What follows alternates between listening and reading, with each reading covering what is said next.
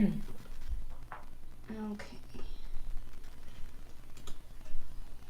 So we should... There we go. This is us. Volume should be on. Hey. Sounds like. Yes, it is, actually. I just heard it. Okay. You're good. If anybody, like, if we're having problems or something, please let me know. So far, this is the first time I've been able to stream without something just crashing, like literally just crashing within the first 2 minutes. So we're already doing better. Okay. We're already doing better than normal.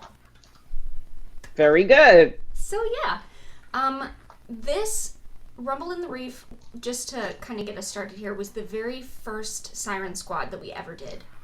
And for the first, I think it was the first 4 episodes, there was a verification issue that we had with YouTube that we did not know about at the time.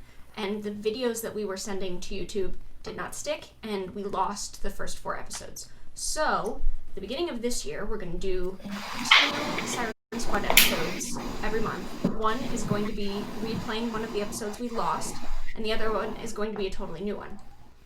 So, if you have seen the first episode, there's a couple tweaks that I've made. It's not exactly the same thing. And if you haven't seen the first episode, welcome to episode 1, Electric Boogaloo.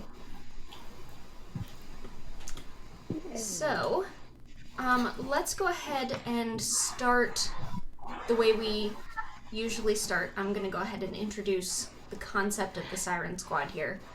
Right. Now, Jenna, just to let you know, right now I'm hearing some background noise. I don't know. It sounds almost like a washing machine, maybe? Is that? Yeah, I don't know what that is. I don't know. Okay. Never mind then. It's gone now, but... I muted myself just in case it was like feedback or something, but I think Gotcha. I don't think it's me. Nope. It's gone now, so we're good. Yeah. Like I said, anything can happen when we're streaming on Twitch. You really never know.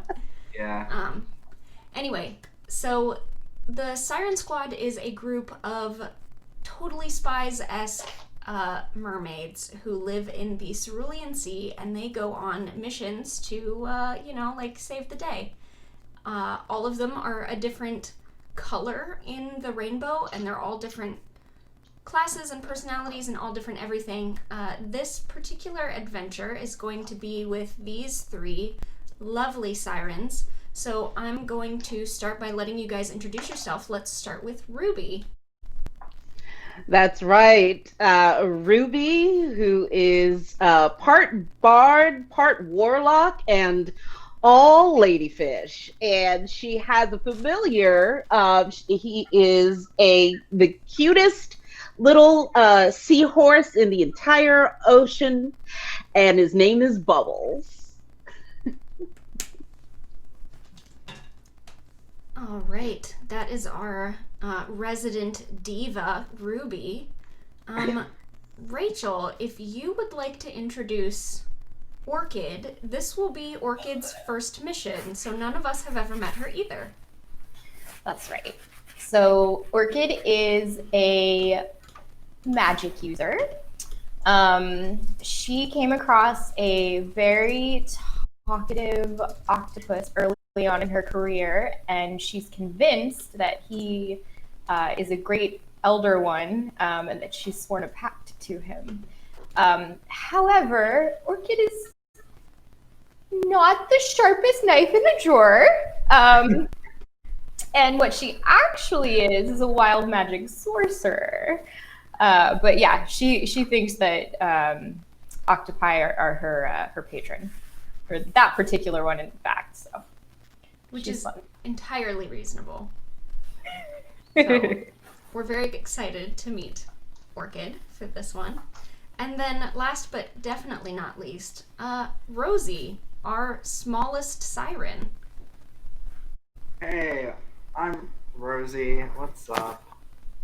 Rosie comes from a family of nobility that said, screw that, I want to punch things and learn how to fight and became a very loud, very angry, very strong barbarian. So that is Rosie. Yeah. You heard that correctly. Our smallest, petite, very pink Siren is a barbarian. I absolutely love it. Why not? You can be pink and be a barbarian. No, it's totally perfect. So, Correct. let's go ahead and get into this then, shall we? I'm excited. You guys are hanging out at your Siren's HQ, and your handler, Viridian, he's kind of like your Charlie to y'all's angels, comes over the intercom and tells you, Sirens, we've got another mission for you. Something is going down over at the Aquadrome, and I need you to go over there, make contact with Seraphina, and find out what's going on. Ooh, the Aquadrome. Hey. Oh, yes.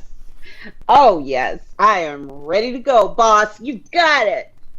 So, the last time we played this episode, Ruby rolled like a nat 20 on a history check to find out what this is. So I am going to honor that, and we kind of established that Ruby is a pro wrestling fanatic, and she just knows all the things. Very nice. So, Well, they've asked me to come out and entertain on occasion in the past. And so, listen, I always love a client that treats me good and lets me have free open bar and, yeah, lets me do my thing, you know? Oh, totally. Yeah. Totally. So, let me go ahead and just introduce the scene for those of you who aren't Ruby and don't know what's going on. You guys swim up to the Aquadrome, and it is a huge amphitheater with coral stands all the way around one side, and a large building kind of built into a cliff into the coral on the other. And in the very center is a stage, like a platform. And it's kind of a strange platform because you guys are all totally underwater. The platform is also filled with water, but there's a magical kind of light purple pearlescent bubble around it. And inside that bubble, you can see a octopus mermaid woman and a huge Sahagin shark guy, not just fighting, but fighting with style and showmanship and pizzazz.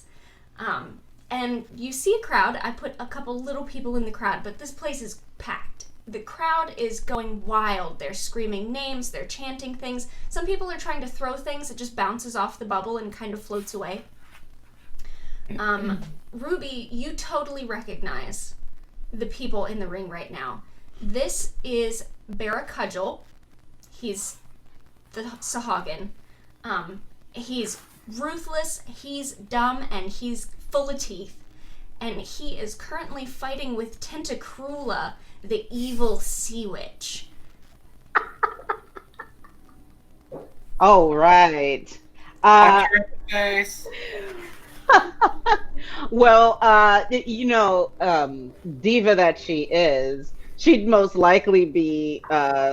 It's not the best choice between rooting for the two of these guys, but if she had a choice, she's rooting for Barakudgel because Tentacrulla has kind of irked her in the past, and yeah, she's kind of a rival. So Tentacruel!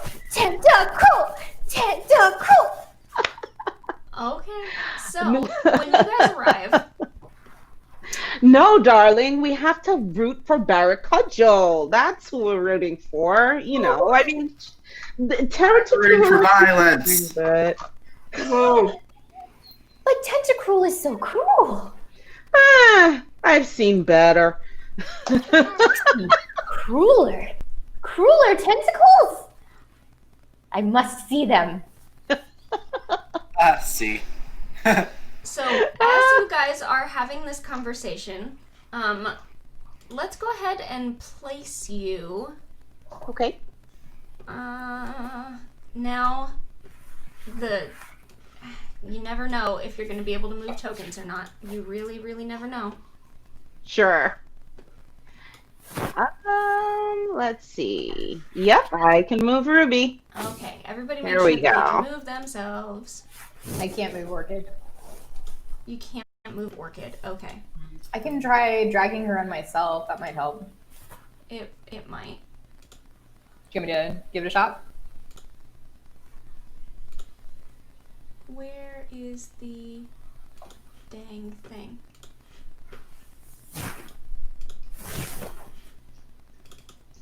I don't know that I... Oh. Oh, yep, there we go. Rachel. Save. Perfect. We're very fancy here. Yeah, there we go. Technically savvy, all that.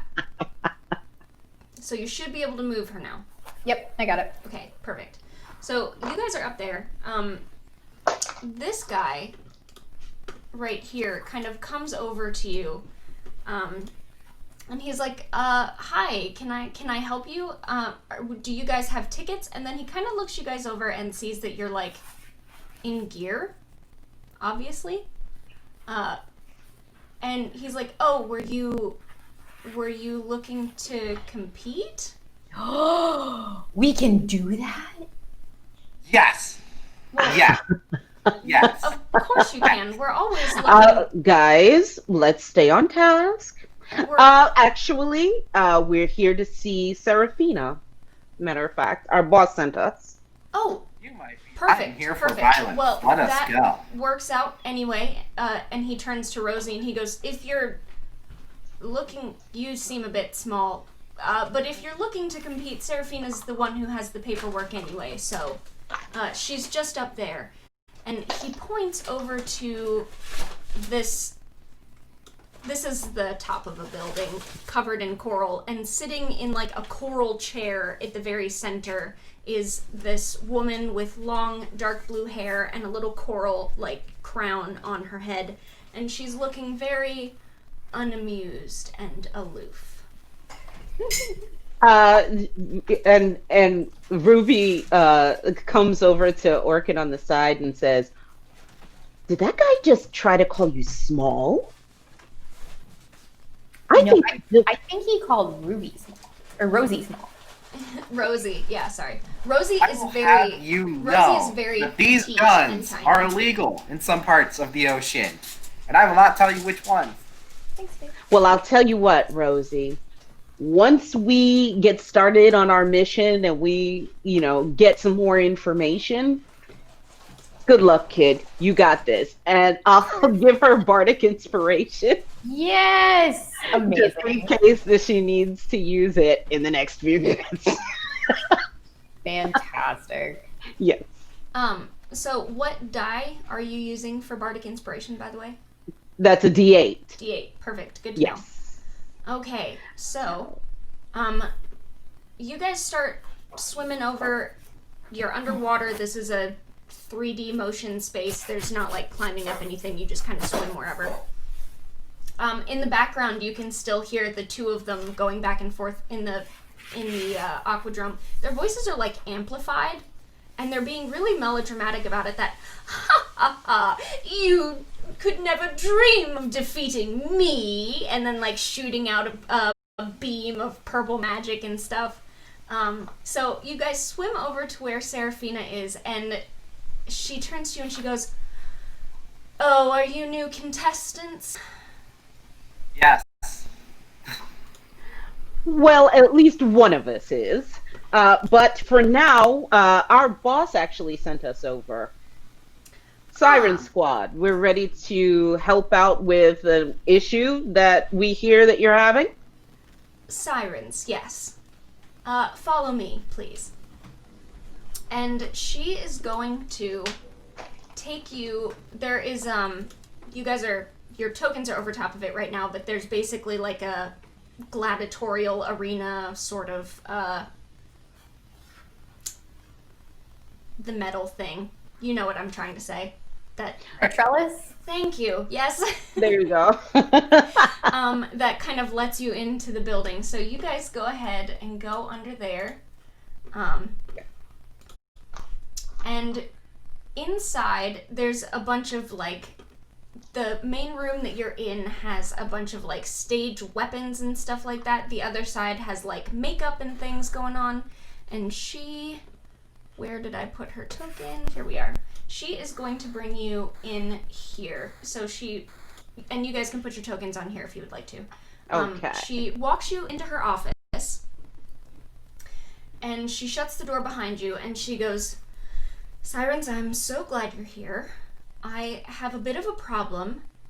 And quite frankly, I just don't know who to trust here. So I knew that I had to call Viridian.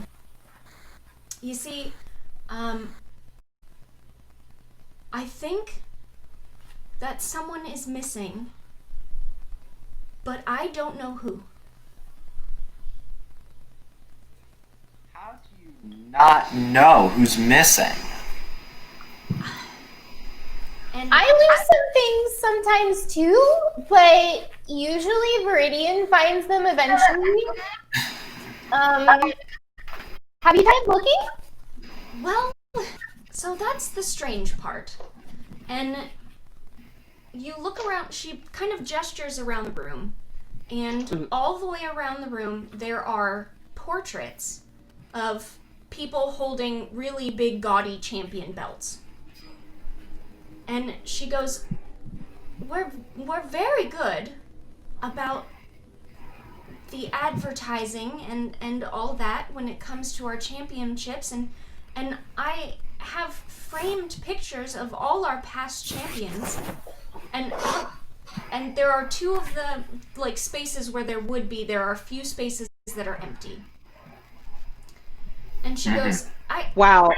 Ruby is geeking out while she's looking at the wall. She's like, Jake the Serpent Roberts. Look! Oh my gosh!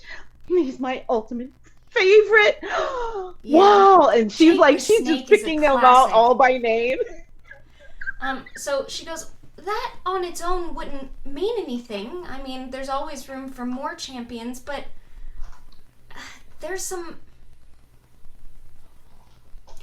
Well, in my books, and she's gonna pull out from the desk, she's got some wax paper ledgers, and she goes, I have names in here for paying people that I don't know. It's my handwriting, but I don't know them. There's no way I would have forgotten championship winners. Ooh, So is I it don't possible know what's to happening. make an insight on her? Absolutely, Just to see... do an insight Okay. check. I mean, she just said it's her handwriting. Yeah. Let's see. That is a 14. Basically trying to see, okay, does that mean her memory has been wiped, or does she have a doppelganger somewhere? I guess. I don't know. Well, actually, you're the perfect person to make this insight check because you are actually familiar with the Underwater Wrestling Entertainment Incorporated, so UWWE.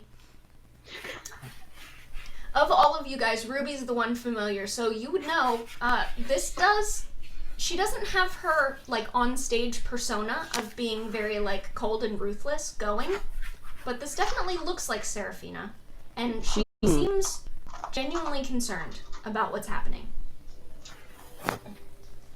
Okay. And she says, I don't know what's going on, and I've tried to ask around a little bit about these names in my ledger, and nobody else has heard of them either. And I don't know who these people are, but if they're in my ledger because we paid them, they've been winning fights, and nobody remembers them fighting.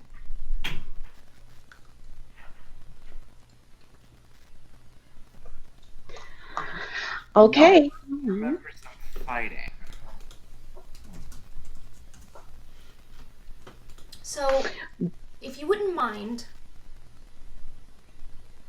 you could ask around. It might be easier if I've got all the paperwork right here. If at least one of you wants to enter the competition, just to get a chance to talk to everyone. Me. That way it wouldn't be suspicious. Yeah. Small one. Yes. Hi. Right here. Okay, first of all, I would like the chat to know that absolutely please put every ocean-themed wrestler name you can in the chat. Gronk, Yes. you're a winner. Look at you. Yes. I love it. Yeah. What's your stage name gonna be? Rosie the Riverer. The Red Terror. Yeah. Yeah. But you're not... Okay, that's fine. I'll put you down as the Red Terror.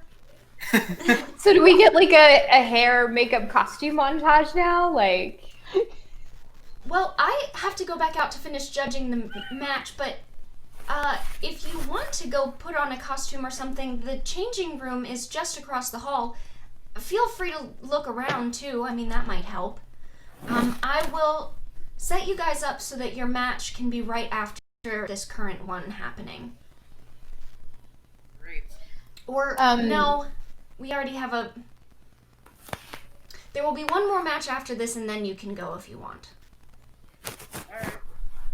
The Undercurrent, oh my gosh, I love it. the undercurrent.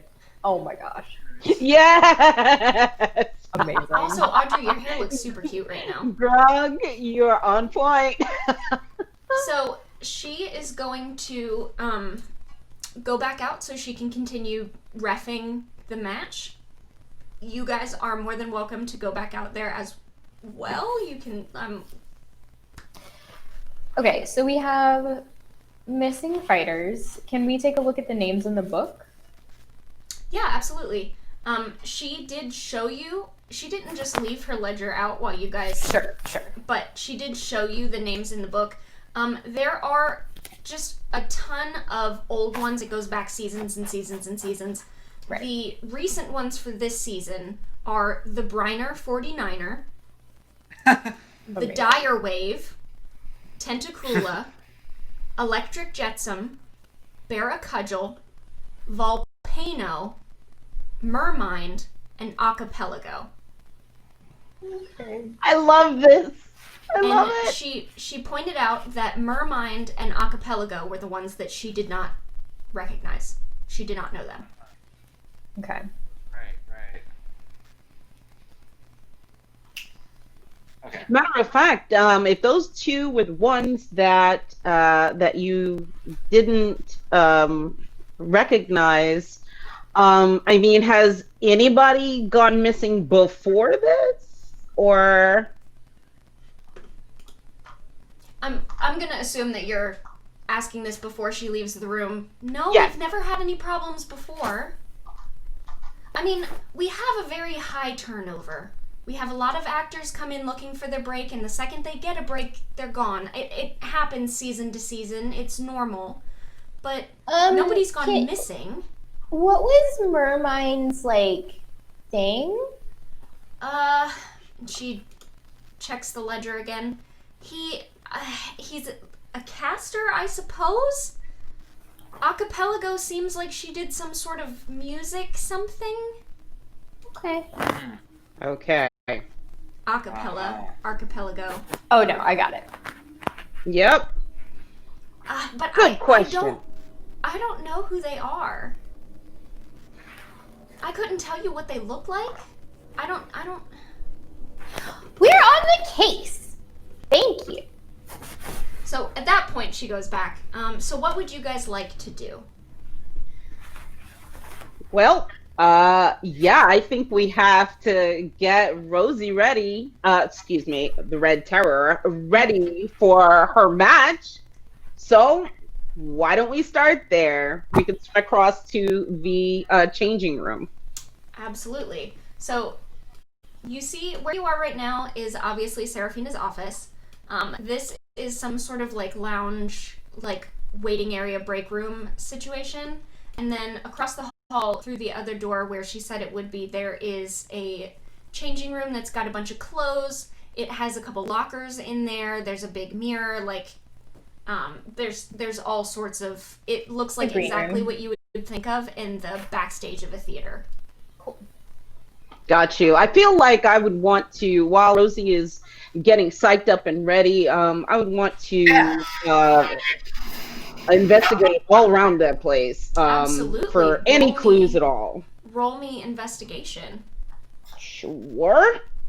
Ooh, investigation. Oh, which dice do I want to use? Okay.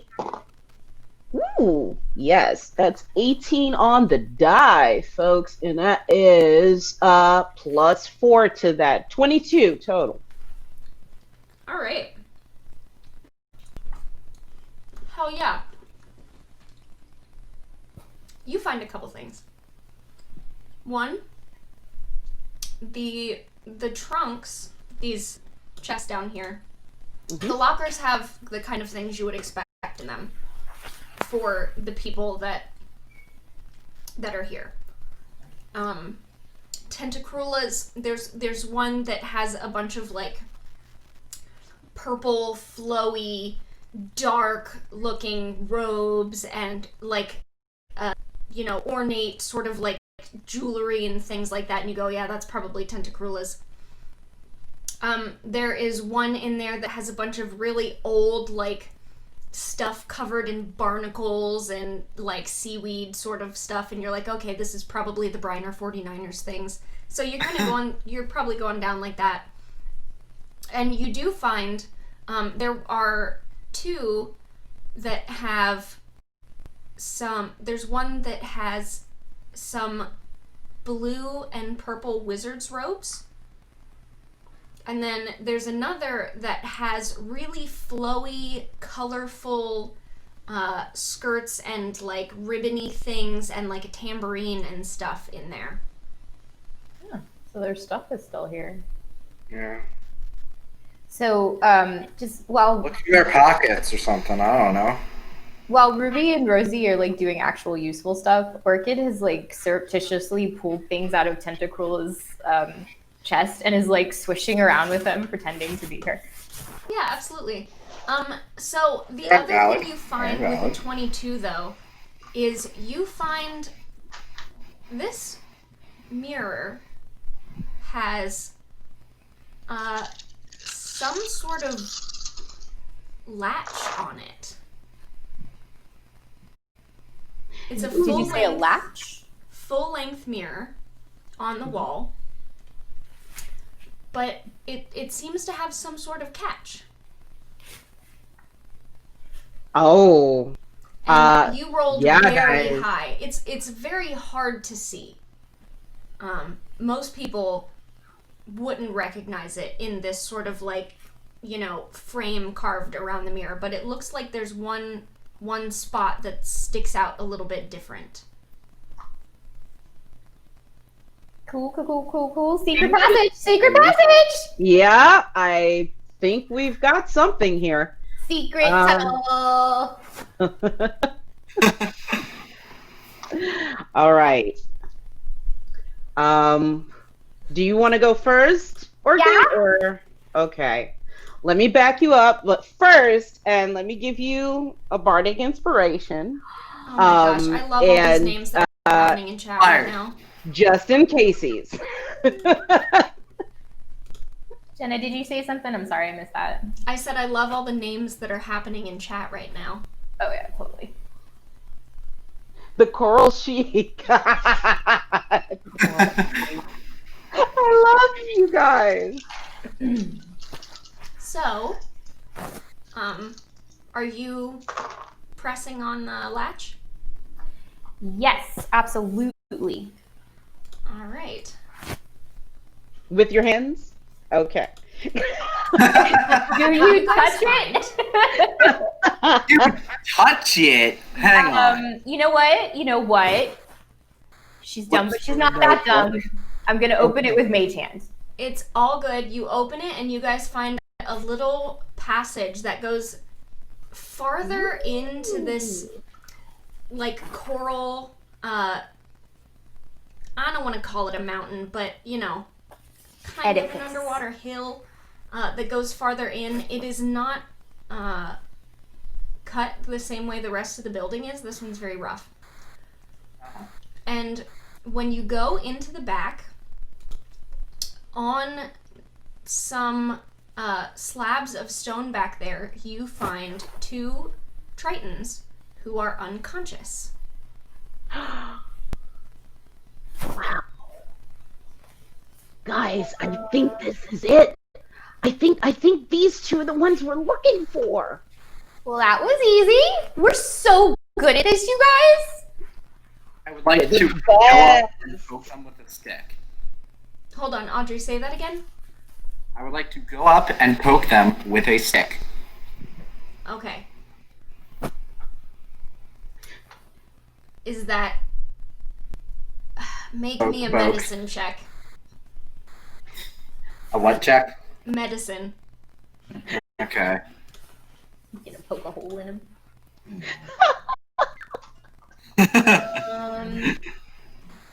Hang on. Look at this stuff. Look at this.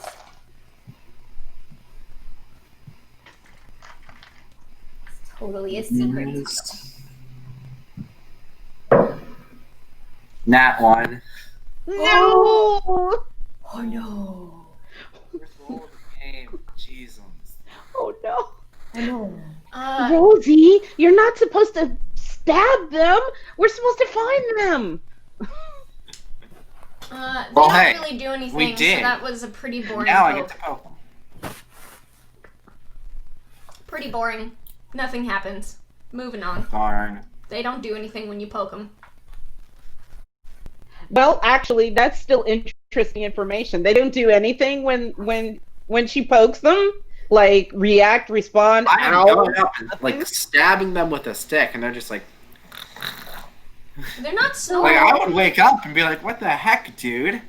Well, Are they unconscious? Like they're still breathing? Are they? With a nat 1, I'm gonna say they seem unconscious. Okay.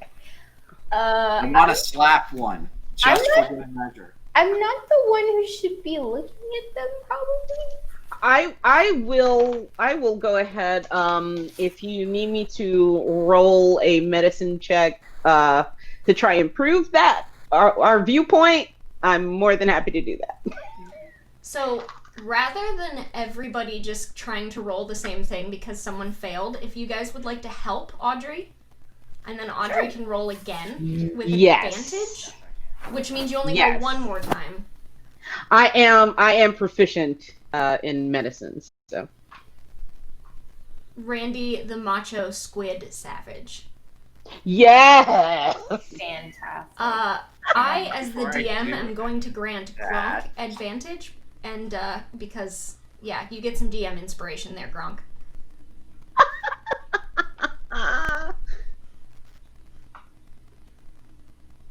I love it. Alright, what we got, Rosie? Where is that sound coming from? I don't know. Is Rosie re-rolling? 1 sec. Okay. Alright. Go. Trying to figure out the sound?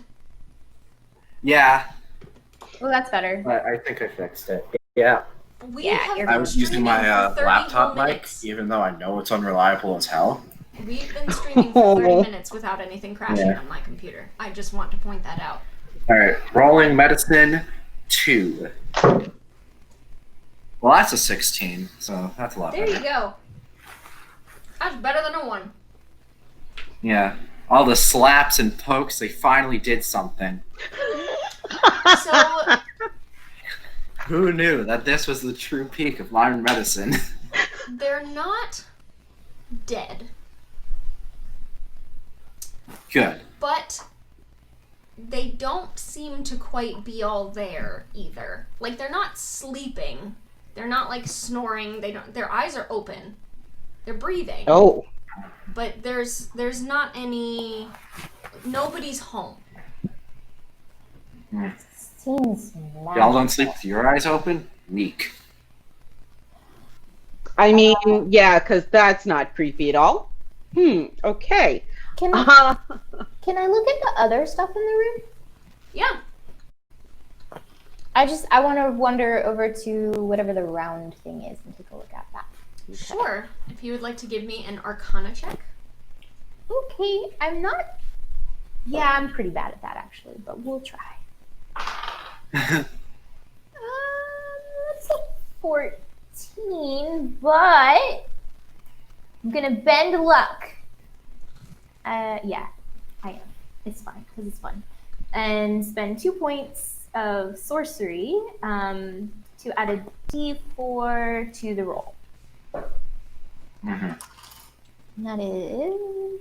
Yep, so that gets me to 15. That's all I wanted because that's at least one threshold. Yeah. There So We did it. Walk over and you're poking around. This is obviously some sort of like magic sigil situation. Okay. You Oh, you could have asked me about that. so you, because your magic is sort of inherent within yourself as a sorcerer, haven't really studied a lot of that, but you kind of get the gist of it. Mm-hmm. That this is has something to do with enchantment, which usually you don't need like big circles for, you would think. So big enchantment. Right. Or At Most least sigils don't something use big unusual or circles unfamiliar like to that. you. okay. Hmm. So guys, this might have something to do with them being sleepy.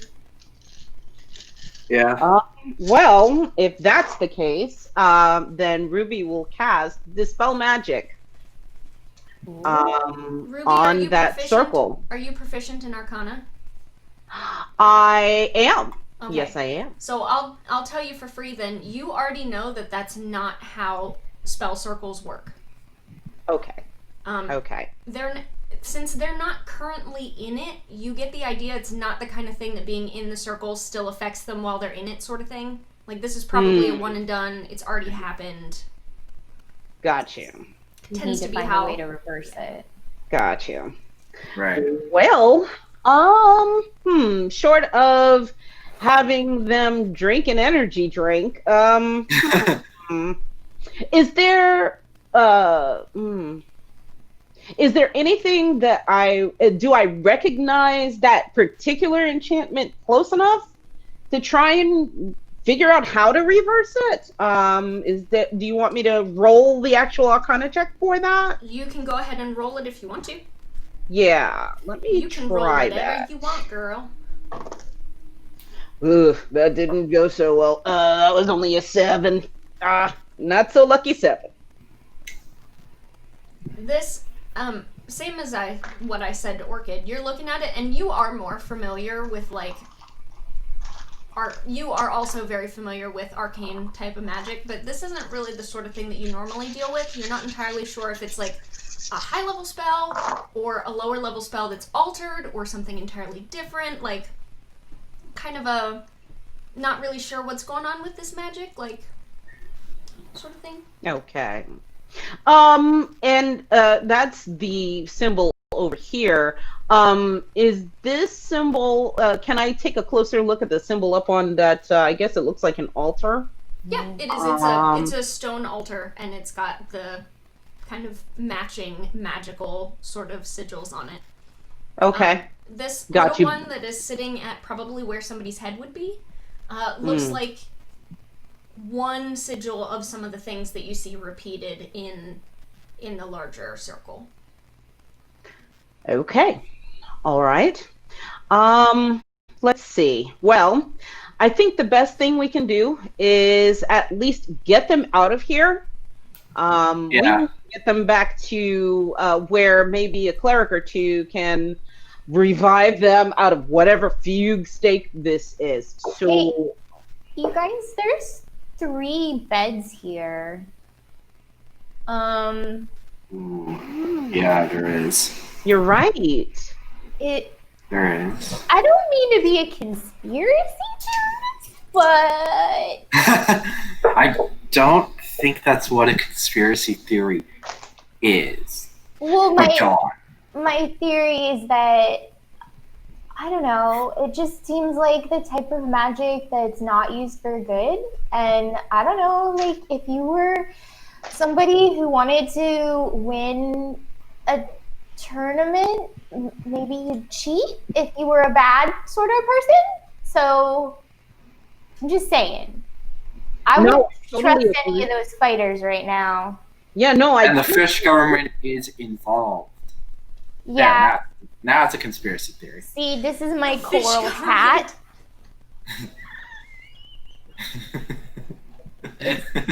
It's very useful in times like this. So, what would you guys like to do? This later. What'd you say, Jenna? What would y'all like to do? Well, I say, and this is just me being like sneaky, because I'm pretty good at that.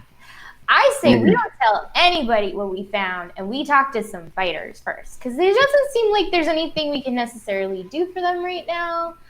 And if we show our, I mean, it's a little weird that it's just like her office is here, and then we're over here. It's like just how would she not notice? We'll have more leverage if people don't know that we know that something could be up. That's how I usually get stuff done. well, DM. I just hit the thing and it worked, so that was Here's Well, a that's why I admire you so much, Rosie. You don't have to sneak. hell yeah. Well, here's a question for the DM. Do we see anything else in the room that could potentially harm them? Potion bottles around with a No, big old this skull is and bones on them. Yeah, I don't want them to die. They Very look like they're in simple. stasis, right? Yeah. Yeah. They're breathing. They're stable. Yeah, they look They're like they're just- like on hold. Yeah. I give them It's both just the one wee last poke, just out of curiosity. You can poke them all Rude. you want. It really like there's like the Wii music is happening and nothing else. Don't worry, that's a mood. That is a That is a total mood. Okay, well, it looks like they're perfectly fine here. So why don't we go ahead and follow your lead, Orchid? Let's go ahead and question some people, see who looks suspicious. and I punch love them. that. All right, Rosie, are you actually planning on getting any sort of like dressed up for your match? Better, otherwise I'm not going to be a fan. You need a Right. costume. Hang on. You forced my hand.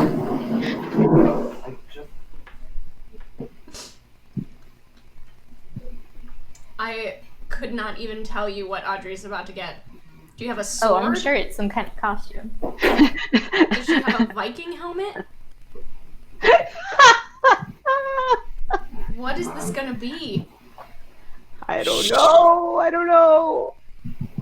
Let's move on to the next scene while I get it. Okay, so I'll do a thing so we have coverage. So while Rosie's doing the montage, Orchid is gonna we're coming back out, right? So she closes up the door and then she does a bunch, she pulls out like this sort of gray stone spear and talks to it for a second.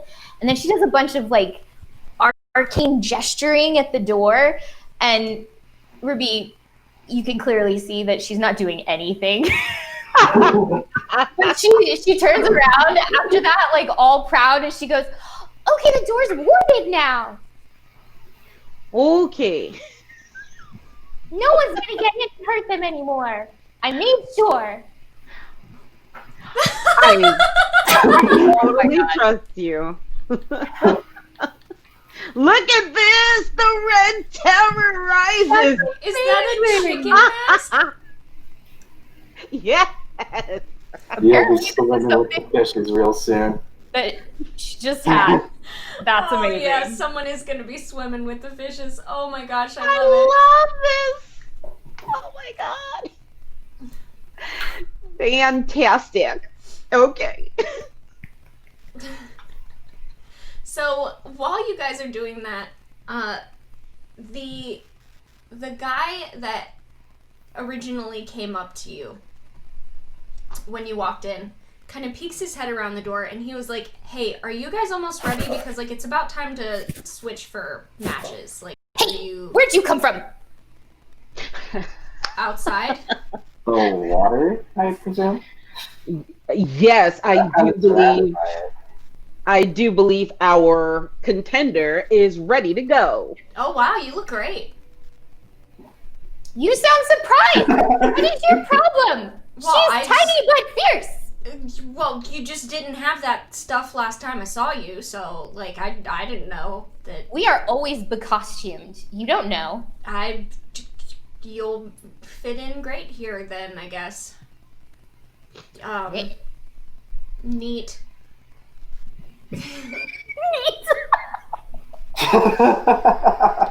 Are you coming? Yes. Yes. All right. No. Well then, Orchid is out here by herself. Oh, sorry. I wanted to poke around some more in that area, but if there's nothing to find there, I'll come out. I don't want to like hold things up. Yeah, Ruby had like a stupid high Sure. check, so Okay.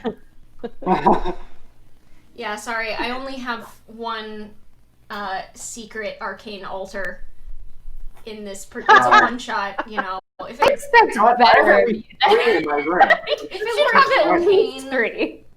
Yeah, I have 3 in my room. You should have at least 3. but it's a one shot, guys. It's a one shot.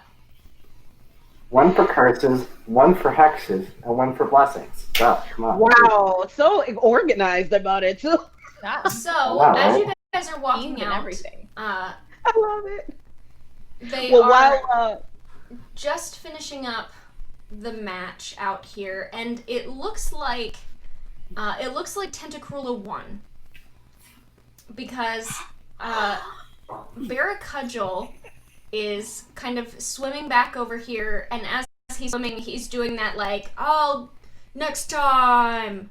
Yeah, I'll get out of here, win. Barracuda. And Violence wins again. and the manager who was talking to you before has gone in, and he is getting Tentacrulla, and while he's getting her, she's doing that like, "Victory is mine! Soon the whole world will blah blah blah blah." Ruby starts a chant in the crowd. Barracuda, Tentacrulla sucks. Barracuda, Tentacrulla sucks. Orchid is not happy about this. She's Uh, like 75% sure this is all real. So Hang on. I have a better costume. you We see can do the better. two of them go back. Hopefully, let me see. You see the two of them go back into the rooms that you guys just came out of. Tentacrulla still has there's like some sort of magic aura around her that's like a little bit kind of shiny. So he takes her back there. And while he's doing that, this guy, Wade, is going to come up to you and be like, "Hey, so like I'm the MC here. I heard that one of you is going to be competing soon. Hold on That would be one me. second. This. And he's going to go into the center of the ring, and he's going to be like, "Ladies and gentlemen, are you ready for the next match?" And he's going to do this whole like ready to rumble thing. And this one is going to be between the Briner 49er and Direwave. And Direwave seems to be like a werewolf, like just a straight up werewolf. And That he makes sense. That makes sense. and he is wearing a rather large full moon shaped pendant that's probably some sort of like underwater breathing or something, but he's just literally a werewolf swimming around underwater. Boo!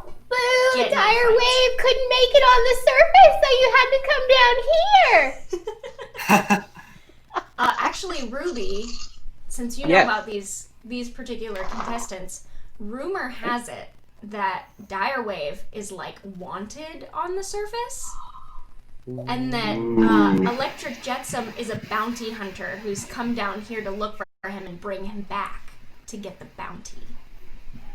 Interesting. I would definitely let the other two know that. Like, guys, you wouldn't believe. You're kind of close to the truth, Orchid. Oh yeah, the drama is real in the Aquadrome. So, they do their circling each other, you'll never defeat me stuff. Wade comes back out once they get started and comes back and talks to you. He's like, okay, sorry about that. Did they explain, like, the deal here? Like, what you guys are doing? Which one of you guys is competing? And we flourish. That would be me. The small one. Oh, okay, sweet. So, yeah, I mean, so, like, if you look, and he kind of points to where they're still having a bit of a showdown, like, they still have not yet started fighting, they're, like, pointing at each other and just, yeah. All the trash talk. All the trash talk. Right. So, there's a special magical field that goes around you, right? So, like, nobody gets hurt. And What? Well, we want to make sure everybody stays safe. So, you have this, like, magic... It's kind of like mage armor, I guess. So, you, like, have this armor around you, right? And it takes a certain amount of damage. So, like, the first person to lose their armor loses. And the rules are, do not hit anybody after they've lost their armor, dude. That's really just not cool. And... Wait.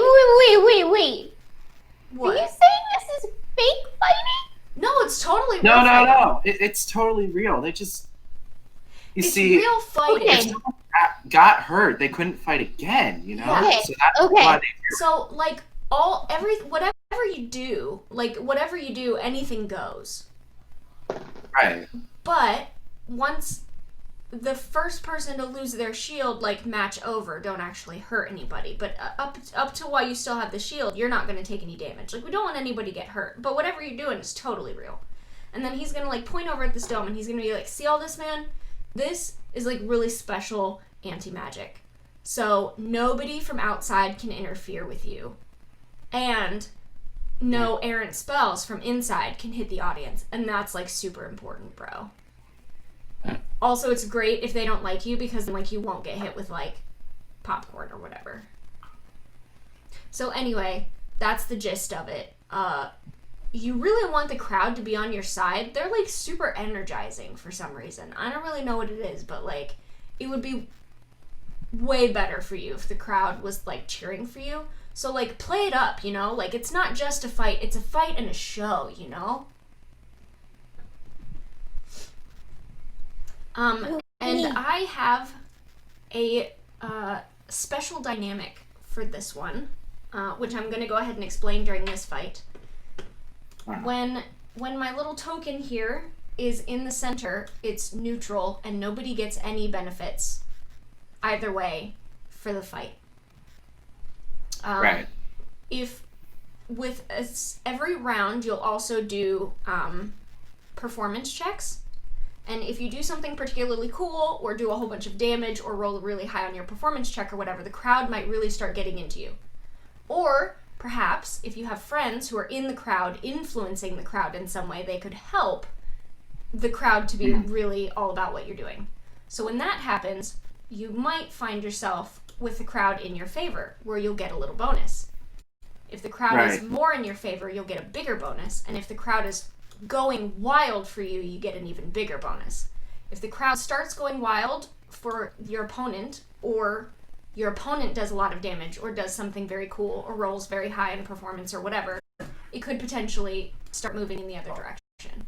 So Got you. the audience Okay. actually has an effect in this fight. And we are on stream right now, so we have an audience too. And if this audience wants to, for example, use their channel points or something to give you advantage, then that audience can also have an effect on your fight. Nice. Ruby. Lend us your power, chat. Yes. Power. So, I'm so confused. The power of the chat. They're talking about it like this is a game. Aren't they supposed to be mortal enemies? aw, honey. You know what? Yeah, maybe they do hate each other deep down. I mean, they're actors, so probably. I mean, yeah. That Maybe they're best friends. Gosh. But before you start your fight, we are going to take our first break. We try and take a break every hour or so. We try and only do like 5 minutes or whatever. It's much more beneficial for our people with ADHD to like have more frequent breaks, so that's what we try and do. So we will be back in like 5 minutes, and when we come back, the Red Terror is going to start a fight, and then you guys will have the opportunity to do whatever you would like, whatever recon you're trying to get into. So, be right back. Okay. So we should be back, and sound should be back. Can everybody hear us? Hey. I'm so like Can't see us. I don't know if they can hear us. I'm so concerned that this is hear not us. gonna work. Can everybody hear us okay? We're good. Perfect. Yep. Cool. Thanks, hey! Viv. Heck! Nice to see ya. And now, Look at that. We even had a reviewer reporting in from France. Wow. Yeah. Ooh.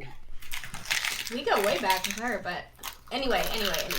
So, quick question.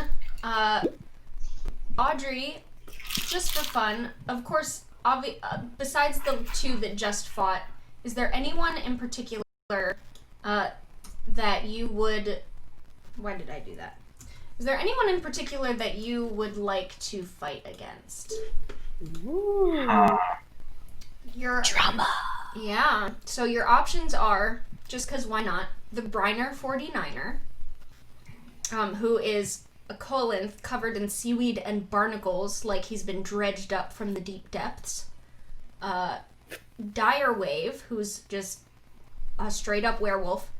Tentacula has already fought, and she's in the back right now.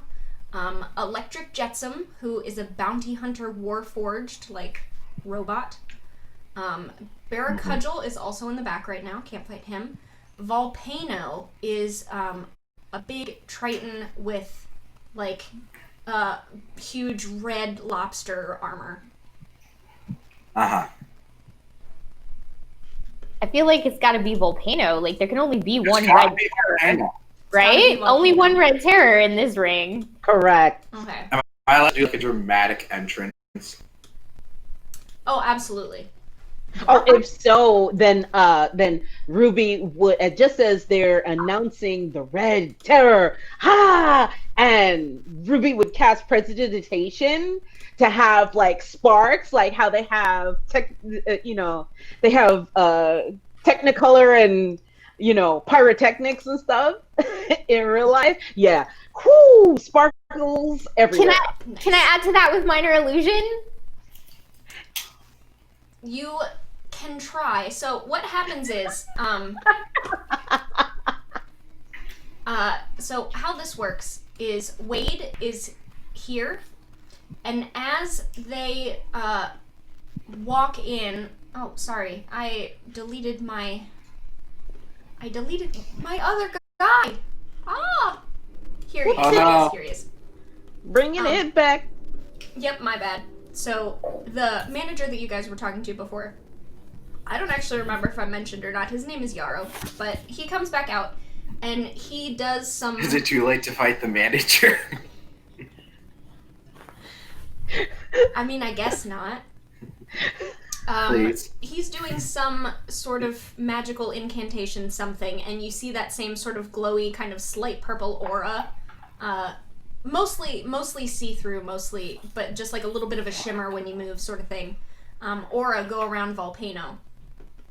And he moves through the bubble, and there is still water on the inside, by the way, so you as a mermaid will still be able to be in here, no problem. And as he's walking through the bubble into the middle, he's like holding his arms up and like brandishing like this big lobster sword thing. And as he's speaking, or as he's walking in, Wade is doing his intro. All the way from the depths of the sea, the hottest of the hot, the lava, the pain, the volcano! And then Volcano starts, like, everybody claps, and Volcano's like, for my god, I will smite thee. And his lobster sword starts, like, glowing a little bit, like red, like hot. Boo! And the crowd's like, woo! Heckle, heckle, heckle, heckle. More like Volcano, am I right? Oh! Oh! That was stone cold Volamo. I love it. You know what? I'm just gonna go ahead and start with it a little bit more towards your side because that was a good one. Yes. So anyway, you walk up, do the same thing. You're always like, "Don't worry, man. You're gonna be fine." And he I'll be fine. It's him I'm worried about. puts the same enchantment on you and sends you into the ring. And Wade is then at that point. And for one night only, a special for you, ladies and gentlemen. We have a newcomer in the ring tonight. The underdog. The other red. Let's see how they do. As everyone knows, there can only be one. The Red Terror! And then everybody's like, kind of like, okay, whatever. Kind of like, they don't know you. And Orchid and Ruby are like, woo, woo, what? And we're whooping it up. Although Orchid is a little worried about Rosie. I'm sure it'll be fine. So, if you could please, for me, tell me how you make your... Are you ready to feel pain, you son of a shellfish? Ah! I'll hurt you so bad your mom will feel it. Ah! Alright, go ahead and make me a performance roll. Let's see. Elaborate. The real question is, what D20 are we using for Volcano? Oh, here we go. I got black with red letters. That'll be perfect. Oh, yep. That's a 7. Oh no. That was a Wait, what, Bardic you said? Inspiration! Yes. Use it. 13. Alright, and you do beat him on that one. So it looks like the crowd likes an underdog. Oh, okay. So you get to keep your advantage that you have. So here, let me go ahead and do this real fast so that we can keep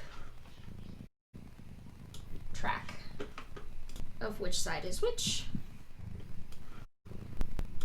Ta-da! Okay, so it's towards your side. So how this works. The first tick is a +1 to attack rolls and to checks. Right. So it works kind of like Bless. The second tick is a D4. The third tick is a D6. Just get those ready, just in case. And I'll remind you where we are. No problem. You don't get any negatives for if it goes towards his side, but he starts getting those bumps, and you don't. So that's how that works. Also, Ruby gave you inspiration before you came in. You used that one. You are now in the magic dome, and no magic can get through. Like, Nothing from the outside is coming in. Nothing from the inside is coming out. They can't. Yeah. No in, no out. Yeah. So all of you guys, how we're going to do this is I'm going to do a few rounds of Rosie and, of the Red Terror and Volcano fighting. Yeah.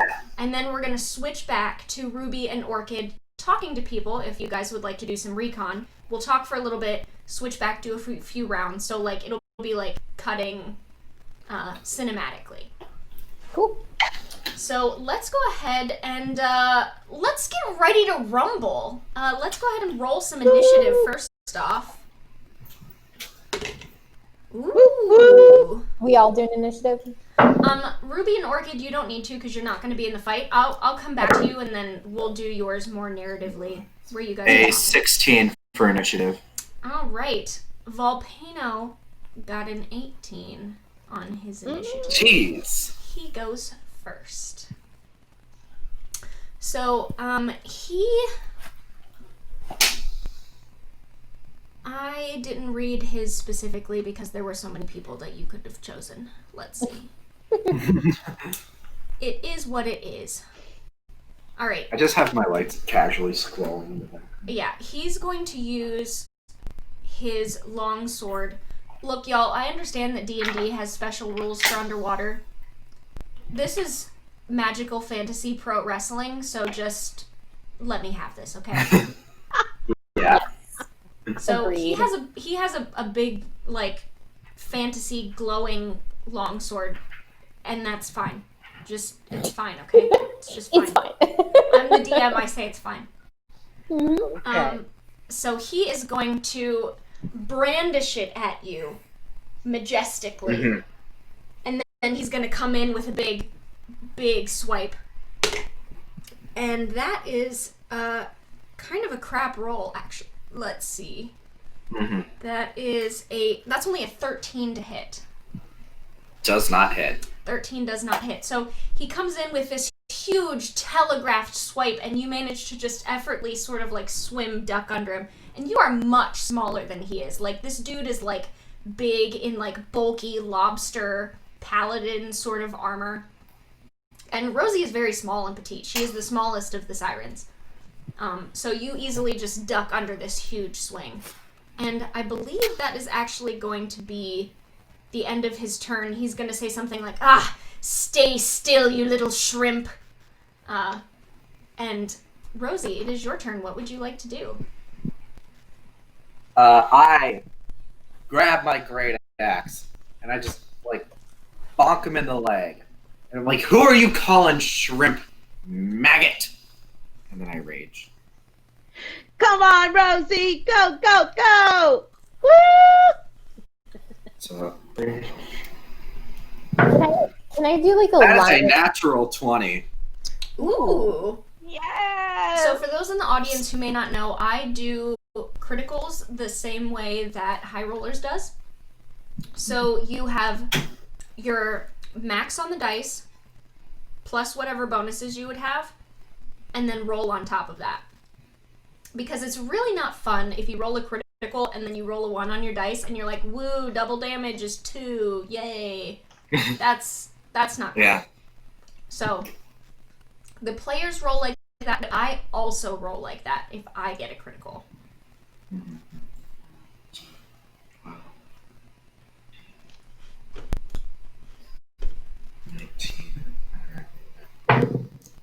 So when Rosie 27 damage. 27, nice. And then for my next move, I'm gonna like grab some dirt off the ground and just smash it right into his face. Oh, I also forgot to tell you, just for the sake of you keeping track, the shields have 50 hit points. Oh, okay.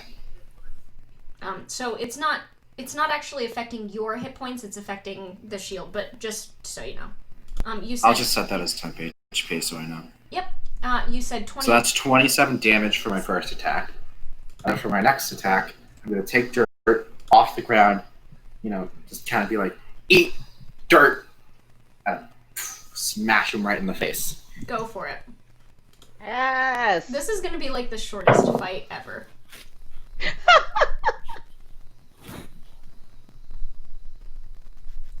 Although I 16. imagine you're probably not going to roll critical every time. That is exactly hits. All right, great.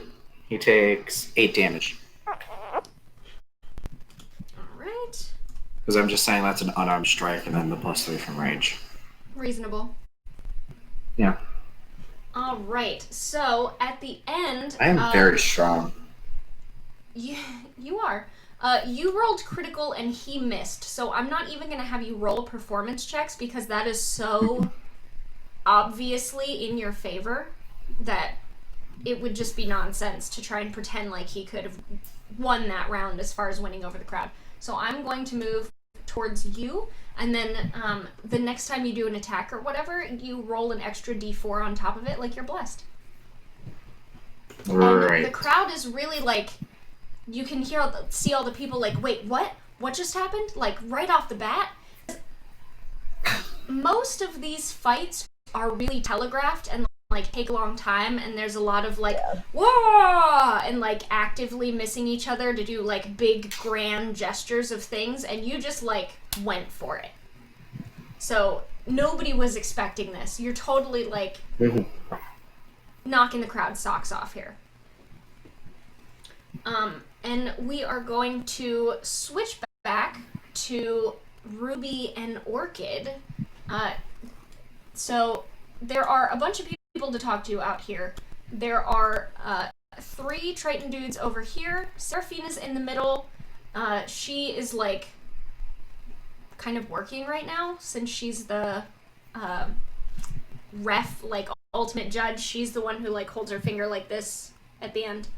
And then the rest of the contestants are over here on this side, and you are free. And the audience is all over here on this side, so you are free to speak to whomever you wish, or at any point, if you would like to influence the crowd, you can go over to the crowd and try and do that. Yes. You can do anything but get in the bubble. First thing that Orchid does is, you know that scene from Aladdin where the genie just like duplicates himself and goes, he's our hero, yes he can, he's our hero, he's the man, or whatever, like that. Yes. Jafar, she just Jafar. does that for Ruby with like an image with minor illusion, with image of her like sitting on a volcano and just like squashing it. And it's like all the way kind of like just out here, like around this curve in front of the audience. They're all like cheering for Ruby. Awesome. You hear a lot of laughing and a lot of like, yeah, get him, and that sort of thing. Like, Yeah. absolutely. And Ruby would turn to Orchid and say, all right, time to suss out who's the bad guy in this group. And she'll if you take that one side, I'll take the other. Okay. And Okay, but I have to tell you that I'm usually really bad at telling who's the bad guy, who's the good guy. would you rather stick together? Is that what you'd rather do? Probably. Okay. I just All right. I don't want to disappoint you. And people usually tell me things, and then they're turns out they're lying, and then I can't tell. I'm sorry. Oh, honey. No worries, kid. You'll get the hang of this job the longer that you're working with us. Oh yay! I'm so excited. Come with me. And what I would do is go over to the players, the other contestants right over here. Mm-hmm. And I'd probably turn to the first one I'll greet them both and say, hey there, guys. How's it going tonight? Sure. It might be a little bit hard to see, but over here by you is Electric Jetsam, the Briner 49er, and then this right here is the Dire Wave. So there are 3 of them there. Oh, got you. Okay, got you. Yeah, that third one is a little hard to see, but Yeah, the wolf is like the same color as the coral underneath him. Oh, okay, that's got you. So Ruby would swim on up and just casually say, "Hey guys, how's it going? Oh, you guys are ready for your fights tonight?" So an interesting thing happens when you talk to these guys. they are still like looking really macho and buff and kind of like shoving each other around and like doing this sort of thing. But when they talk to you, they sound completely different than they do on stage. Yeah.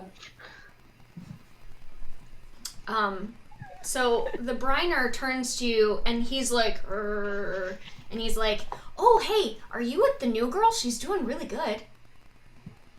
Yeah, she's a dynamo, isn't she? I'm so impressed. Oh yeah, we're definitely gonna have to take some practice runs before I can go up against her. How long has she been doing this? She's a natural. 5 minutes. Sure. 5 minutes. You're not there. You're not there. No, but every once in a while, Ruby one would of pipe them's up and like, say, yeah, she's a natural. Yep, that's our girl. You and always. he leans over and he's like, "You crushed that little shrimp to dust." And then he leans back in and he's like, "Yeah, she's doing really great. Crowd seems to love her." So are you like her mentor? I love this. This must be leaving Orchid like totally confused. I am so confused right now. Like, I feel like I need disadvantage or something. If you think that you would have disadvantage for certain things, I you can were go back to the totally chicken allowed to roll mask it if that way. helps. Oh my goodness.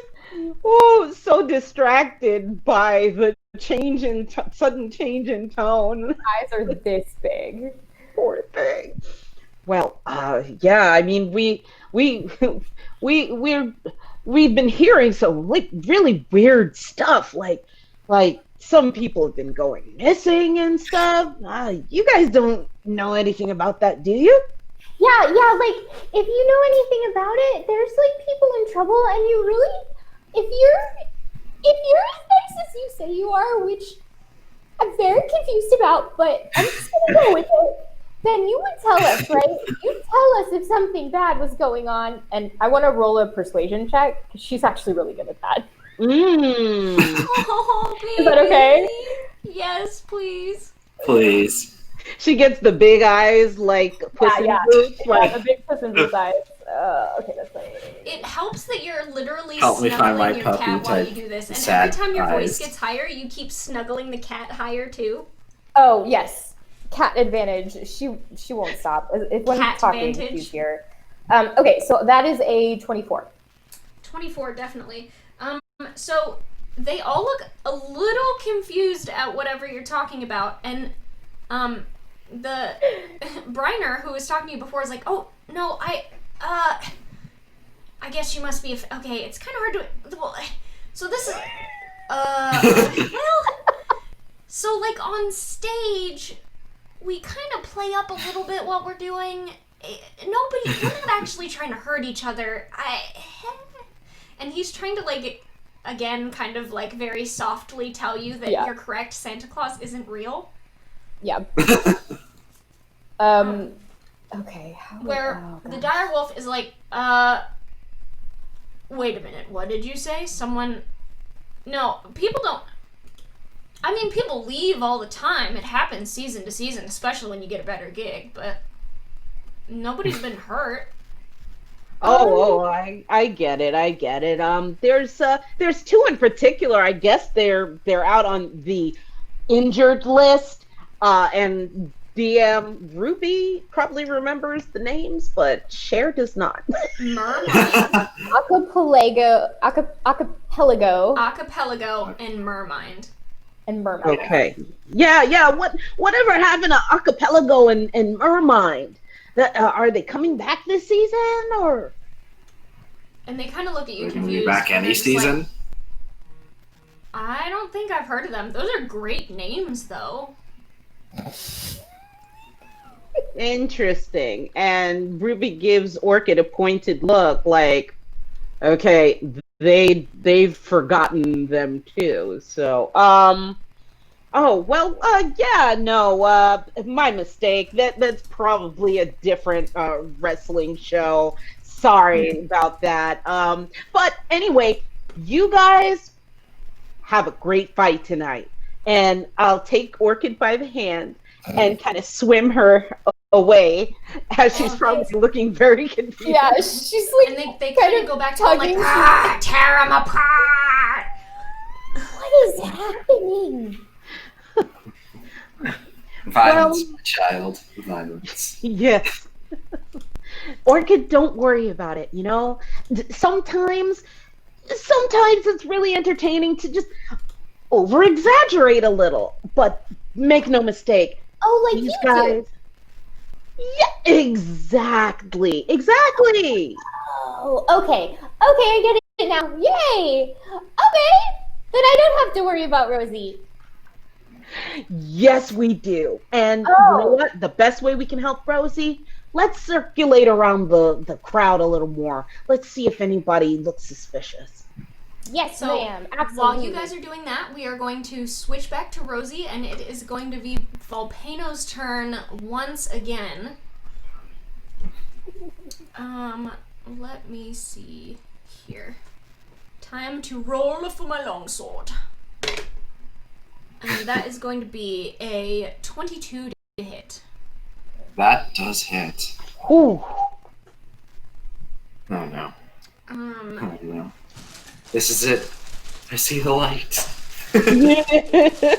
Sorry, I always forget to pull out my dice when I'm DMing. It's a chronic habit of mine. No, not too bad. So he does 8 slashing damage. Oh, I can see the light. Oh no. And you are raging, so that is 4 for you. So he. Oh, wait a minute. So. Sorry, forgot something. Hold on.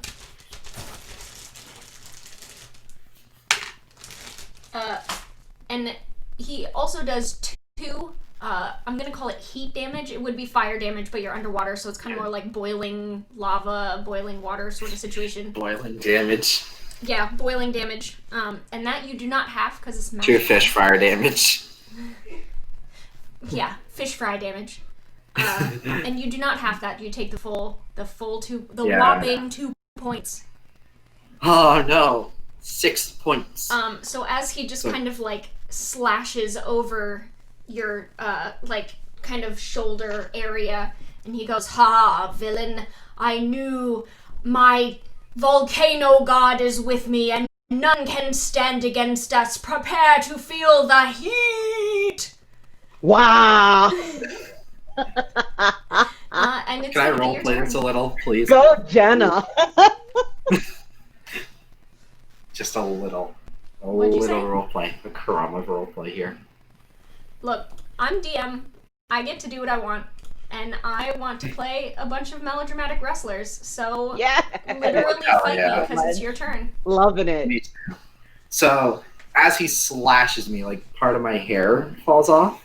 And I'm like, that took 30 minutes! This is unacceptable! And I reckless attack She him. double I rages. just swinging. Yes. So, I have advantage until the end of until my next turn, and he has You advantage also against have me. a D4 from the crowd. Yep, so in conclusion, I will hit him very hard. Thank you for coming to my TED Talk. So I got a 23 for my great axe. So I go in and I slash him across the chest. And I'm like, how is that for pain? And that is 8 damage. And then I like get ready and I just go and I'm like, I don't know how to do this because I've never seen Battle Rager armor before, so I don't know what it looks like. But I go and I just smack him across the face and slash him with one of the spikes. Yeah. And then roll for that.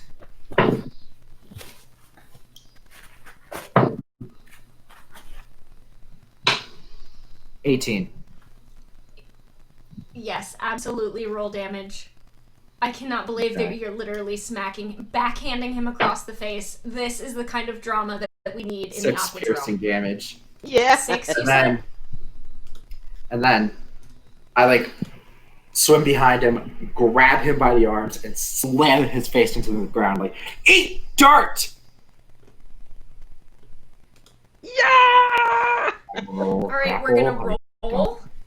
This one, Yeah. last one we didn't roll because he missed and you got a critical. Like, that was pretty obvious. But this one you guys both hit, so we're gonna roll performance. That is a 10. He got a 16. So the crowd He also was like, takes 3 piercing damage from the grapple. Okay. And you So how hear much? a couple people in the crowd start going like, feel the heat, feel the heat. Oh god. I'm gonna move it back this way. You still get a +1 bonus, but I'm losing. you might be losing some of the crowd.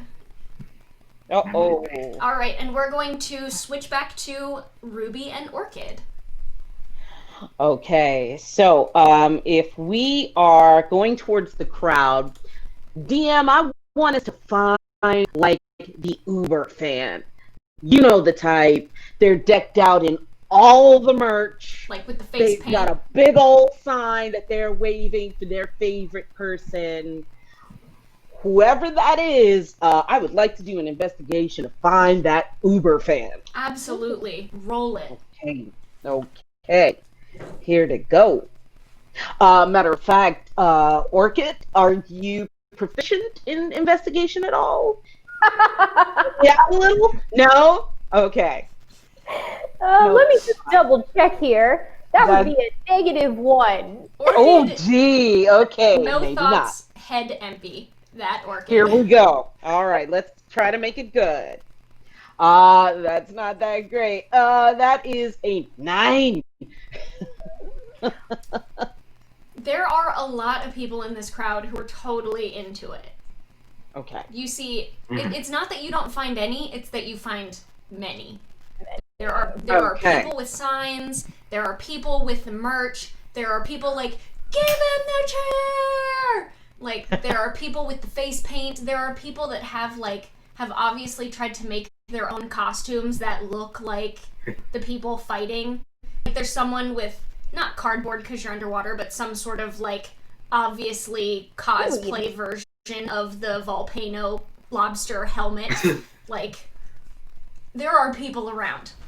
You can take your pick. Most cosplays are plastic nowadays.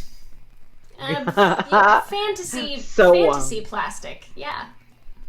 There you go. Ooh, So, Plastic Rosie, kills, you got don't do advantage plastic. from our actual audience.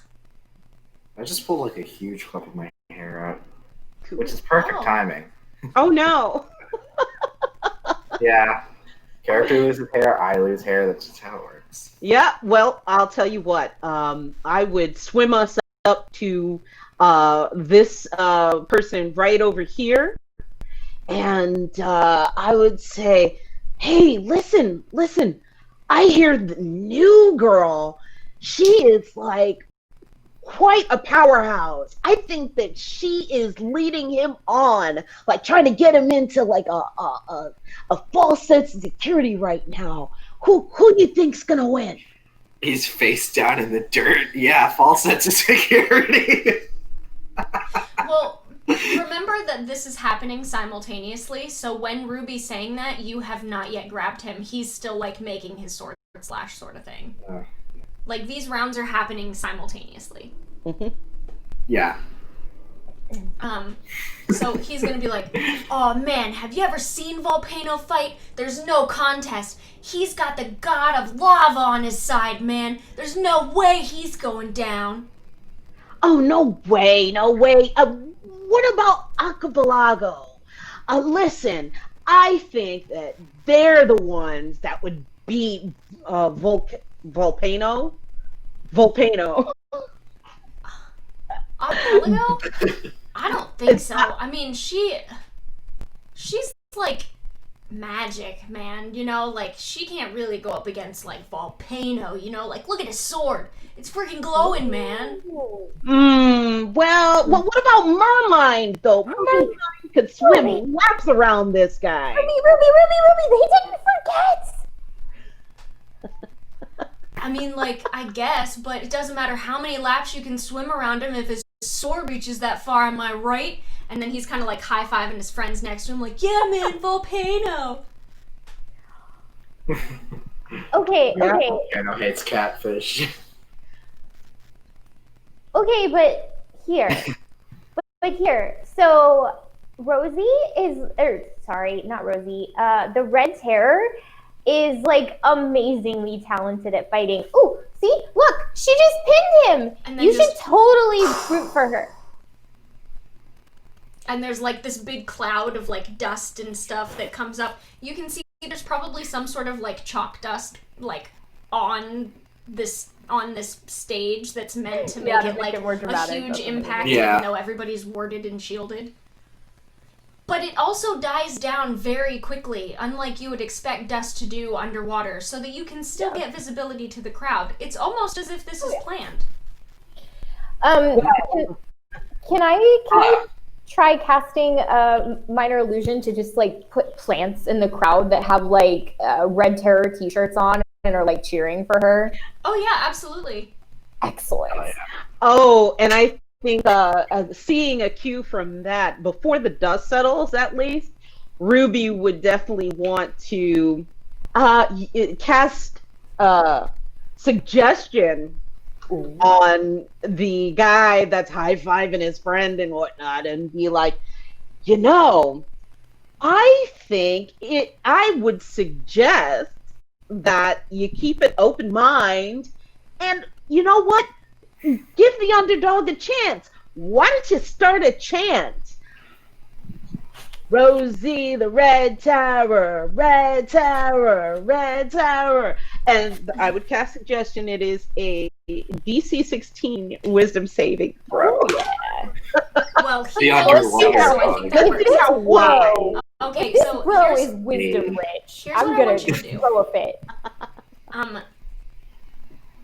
Orchid, you can either roll deception or performance, whichever you Okay. think fits better with what you're doing, with advantage because Ruby is helping you by getting a chant going.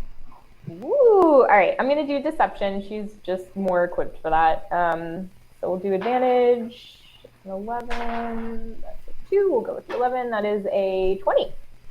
20, yeah. With a 20, I think you guys managed to get the rest of the crowd going, and it bumps much farther to the Red Terror's favor. Yeah. All right, so you've talked to some of the contestants, you've talked to some of the people in the crowd. And some of the people in the crowd, like the people in the crowd seem to remember these other two heroes. Right. They did Yeah. seem to remember. So they're just like wiping the contestants. Yeah. All right, it is Volcano's turn. He has advantage on this attack, by the way. Oh, excellent. Yeah. Reckless. I rolled a 6 and a 3. Oh no. Okay, it's go time. In AC, but suck it, nerd. It's go time. So, Do it. Okay, so Volcano, what this looks like is you have Volcano like face down, and he's trying to get at you with his sword, and he's very lightly like, dude, let go, like, what are you, I can't, but like out loud he's kind of like, blast, I can't believe you've done this trickery, I shall smite you in the name of my god, this unjust, like he's kind of like going this, but like in between he's like, dude, let me up. Like, what are you I'm doing? like, fine, you want up? Fine. And I let him go. So he's still like putting on a show about it, but he can't seem to like get up or get his sword around to you to get you off of him. Which looks a little bit funny, might I add, because he's big and Rosie is small. Oh, wait, Rosie, you said you want up, you got it? Why don't you like toss him? Ah, good point. So now it is Rosie's turn. What would you like to do? Hey. I'm going to try and toss him into the barrier. Can I throw that far? I don't know. Let's roll for it and find out. Find out. Also, you have Will that be advantage. strength or dex? You can use it on this if you want to. I am going to call this probably Dex. You guys are underwater, so weight doesn't quite work the same way. Right. So you have advantage from the chat. You also I know. have a D4 right now for the crowd in your favor. Nice. Nice, Alright. nice. Well, apparently I do not need the advantage, so I'm gonna hold on to that because I have just gotten another critical roll. So that is you have. 20 to throw straight into the barrier. Oh my gosh. Oh my gosh. With- Jenna, with please tell me it flexes in some dramatic way.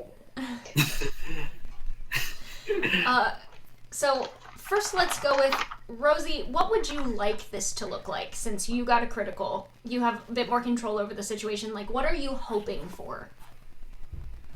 Like, So are you I, like like, swinging him around pick your him up. head, or I kind of like just go right into the ground, and I'm like, "You want out of the ground?"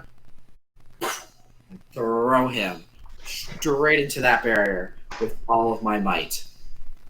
okay? And you can see he's trying to get his legs back under himself and kind of make it look like he's doing some cool like swim up real fast to get away from you thing.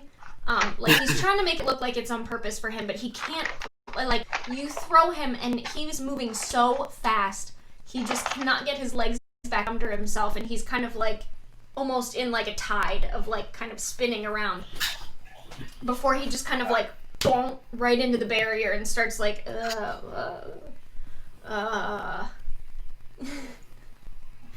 So And then, as he's coming down, just go at him with my great axe to knock him into the ground. sure, I'm gonna say you only get one attack with this one. I know normally you get multiple, but I would say that throwing him counts as an action too. So Yeah, I know. Just to like, bonk. absolutely. So go ahead and roll on that one. Rolling for your bonk. the bonk, of course. Which we have a little friend named Bonk. 16. We do. Do have a friend named Bonk. I love the friends. All right, 16 is exactly his armor class. So Yeah. this whole time he hasn't looked any different because obviously you guys are fighting with these shields on. He's not actually taking damage, so it's kind of Right. difficult to see like the shield itself doesn't change until it's gone. You know, like he doesn't Right, look any right. different. He's not hurt.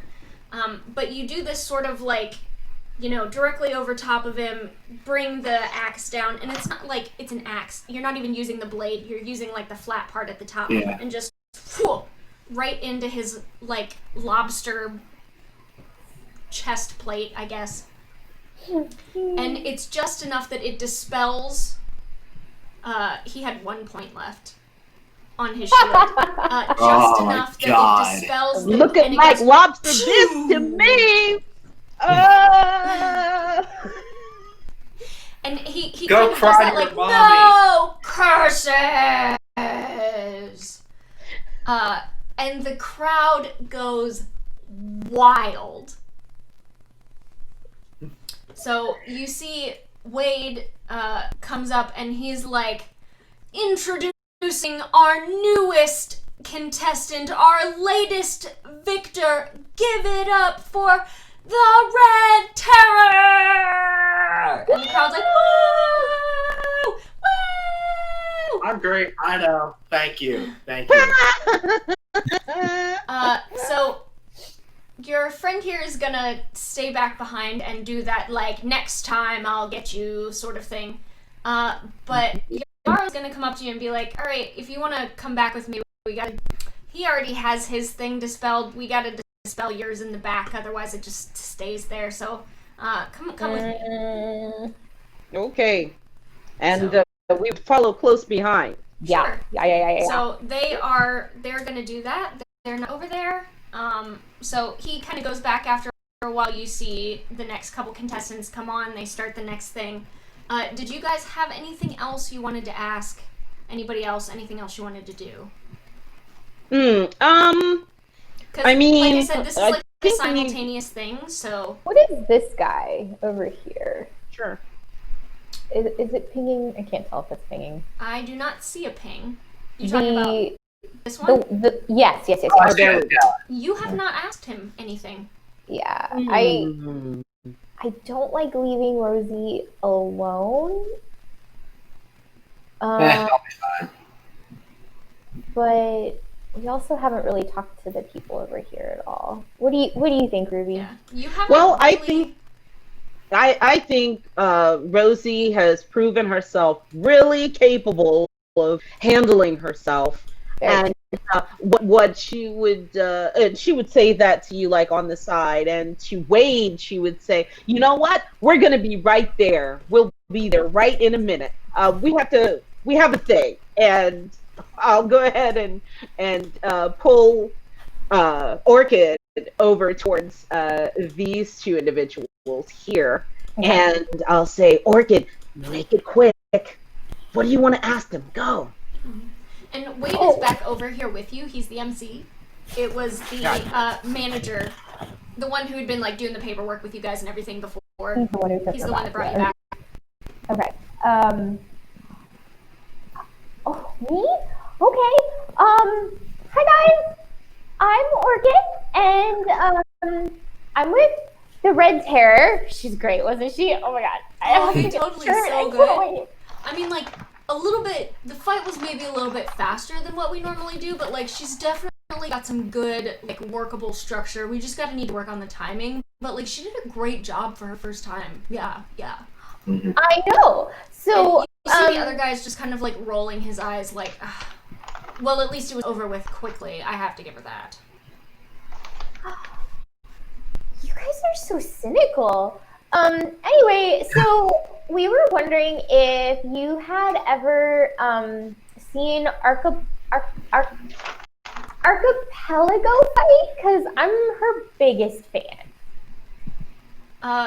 First off, as a DM, I'm gonna tell you Aquapelago, but they respond with... No, I did that on purpose. Oh, okay, cool. I know that you guys were trying to remember earlier. It's not as if I hit you with like 10 people's names all at once. No, I definitely. Wow, you should remember this person's name. I definitely did that on purpose. I have repeated everyone's name except theirs. No, but Orchid's not smart, but she's wily, and she knows that if she messes up that name, there could be a knee-jerk reaction to correct it. Oh yeah, yep, and on top of it, I like the way that you're playing it. That Orchid is a little nervous because Ruby is trying to back up a little bit, and it's like, kid, you're gonna have to cut your teeth sometimes. So Totally. I believe in you. Let's go. Jenna, do you want me to roll anything?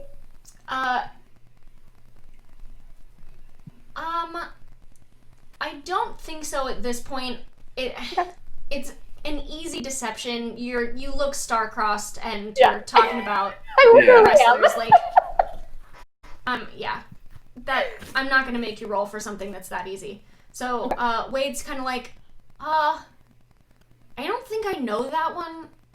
Were they like before my you don't look that old for them to be like before my time. Who are you talking about? Yeah, I'm definitely not as old as you. Sorry. Thanks, bruh. Oh, and just to back her up, I'd say, oh no, Orchid, you're thinking of Archipelago and Mermind and all those guys. That's the other wrestling house, and I would say it loud enough for these guys to hear, just in case one of them corrects me about Mermind.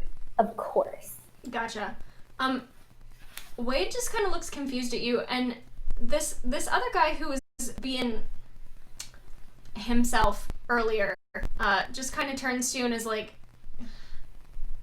fans aren't even supposed to be over here. Fans are supposed to be in the audience.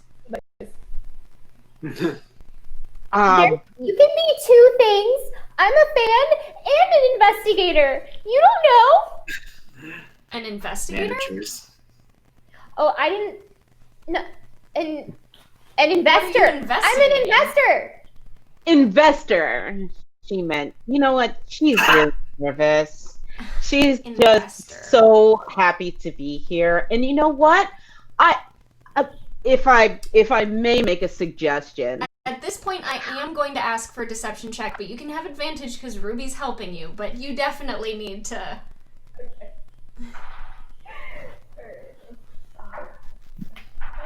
Your cat looks very helpful right now. Oh my god, she's ridiculous. That's a natural 20 with an additional +9. Yeah. Nice. So 29. So almost a perfect 30. Jeez. So, investor. Well, here's my 2 cents. Don't freaking bother with this slop hole. And Wade's like, no, dude, don't listen to Trenton, man. He, like, I don't even know what's going on with him, okay? Like, he has just been like this the whole time he's been there. We try to just let him be. He's not, okay, he's not, like, with us, ma'am, investor ma'am. He's, like, from the Daily Current.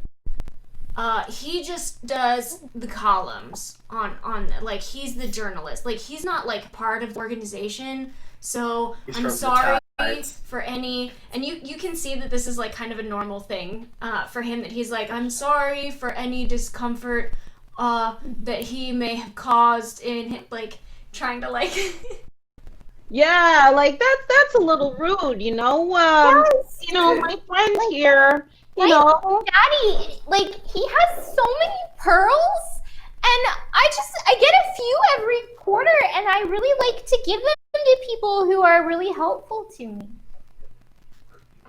That's So- sweet of you. I'm sure your daddy's a great guy.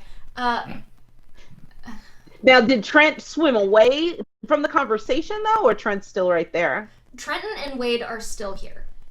Okay. So Trenton, I would turn to him and say, "Well, you know what? Change my mind, friend. Why do you say that? I mean, I've been looking at some of the matches tonight, and they've been pretty awesome. The crowd is going wild. Well, what makes you say that?" This crowd is full of schmucks, okay? This whole thing is a big fake show of big fake drama, and it's a big fake waste of time. And I could be doing so much better journalist work. I could be doing real things that actually matter, but instead I'm here watching this swill, and it's the same thing every night, okay? I don't even need to change your mind. Just come back tomorrow, see the exact same thing, and then you'll believe me. Well, see if we ever buy your paper, and I'll say, "Come on, Orchid, we can find better company." Yeah. She will swim with a swish of her tail Nice. away, I love it. and we will follow. We'll go towards the back there to follow after Rosie. Sure. And that, it has been another hour, so that is where we're actually going to take another 5-minute break. And then we will be right back. All right.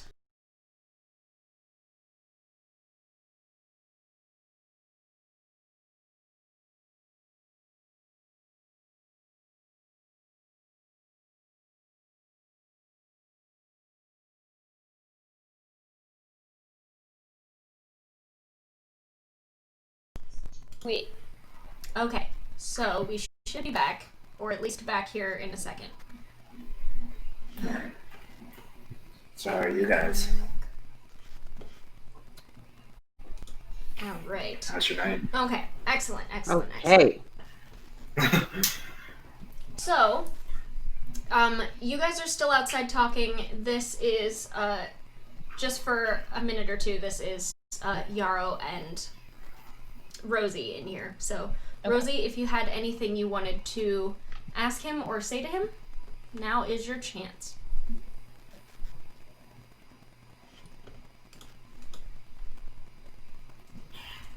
All right, Jarl, right? Manager who called me small, that guy. Mm-hmm. I just like casually flex and I'm like, how's that for small? He kind of looks over you and he goes, yeah, I mean, you are pretty strong for your size.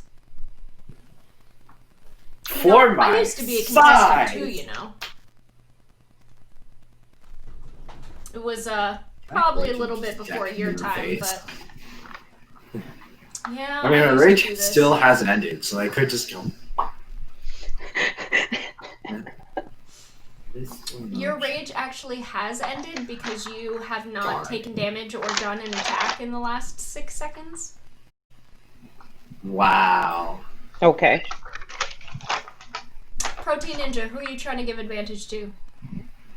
That's for me, I bet. Oh, is that you, Mans? Yeah. Yep. Ha! Right. I tell you 200 what, points. the hero in the ring, it's good to have your squad on your team. Good for you. So, yeah, you're like trying to intimidate him, and he's like, yeah, I used to be like you once. So young and full of life. Well, I was gonna be a contestant too, but hurt myself. And he kind of like gestures and like pats his leg, and he's like, yeah, this thing's a little unreliable now, so I can still train and help everybody else, but I never had my chance in the ring. And he's like leading you back. While he does that, So, I would like you to please what make a wisdom saving throw.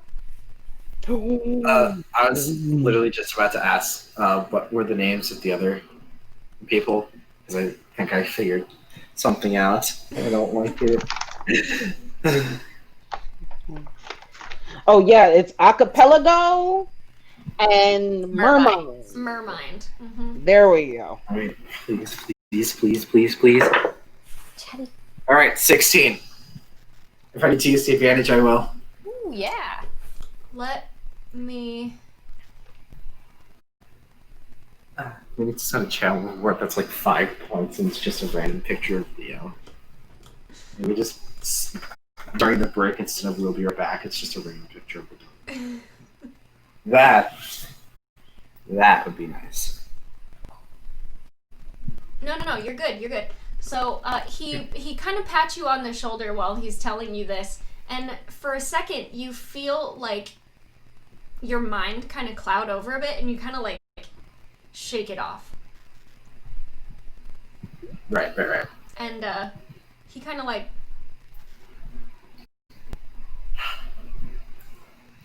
And I kind of go, yeah, you see, I was just about to ask about that, but I think I know the answer. And slowly raise my great axe. All right. Well, at that point, then let's go ahead and roll initiative to see which one of you guys acts first. And then after that, we'll call this a surprise round. Why don't you guys all roll initiative, and then I'll say that you guys come in right after this happens. Got you. Because this is pretty fast. I'm gonna roll my extra special Titan Aquamarine die. Let's see. All right. Oh, terrible. Oh no. All right. That was a 6. Ruby got a 6. Orchid, what's your initiative? 13. 13. All right. And Rosie? 19. 19. Perfect. All right. So this, like I said, for right now is kind of a bonus round, so it's just going to be them, and then you guys will come in the next round. So 19, and he. Oh, I was going to roll. You see, my anchor bear towards the manager comes from a place of passion and correctness. You go. You guys, first. Orchid figured something out. Yay! Yeah. Rosie, you go first. My turn. Mm-hmm. I'm gonna rage, as you do. Yes. Do it. Smoosh him. And by the way, you do not have the shield on you anymore. Yeah, I figured. It is dispelled. Spell it. There we go. I say, buddy, wrong time to try and attack someone. I am holding an axe. axe. And I swing at him as hard as I can. For roll. I'm going to use the advantage. Now. So that is 16. 16 hits. Yeah. Roll your damage. Jesus, 12 die. I can figure this out. I've taken math. 19 damage. Okay, sorry, 1 second. It's not like running encounters takes a lot for a DM or anything. 19 damage. No, I couldn't possibly imagine. No, it's fine, it's fine. All right. As you slash this dude with your great axe and it comes down right across his chest and he kind of like, you guys are in the water, so he ends up like swimming backwards a little bit, like to try and like get away from you. Is that your whole turn? No. See, I'm gonna attack again. Oh, yeah. Yes! I love that you're still wearing red. The red terror. Get it! And I, in my infinite wisdom, go behind him, grab his arms, and slam his face into the ground. Ooh. That's my signature move. I call it seeing red. Yeah! Ooh, yes! All right, go for it. All right. That would be unarmed strike, I would think. Yeah. 18. 18 hits. All right, that is 8 damage. 8 damage. With an unarmed strike, that's ridiculous. All right.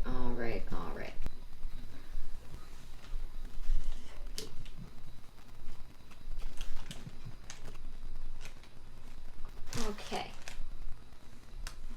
I decided that we should help Protein Ninja out, so Orchid, I gave you that advantage. Because I think it takes Thank you, DM. yeah, 200 I think would take you like 45 minutes or something like that. Something like that. For it. Anyway, so you'll have to come back on our next stream and redeem it yourself on our next stream. That's the rules. So, is that your turn, Rosie? Yes, it is. That is the end of my turn. Okay. I blanked for a minute there.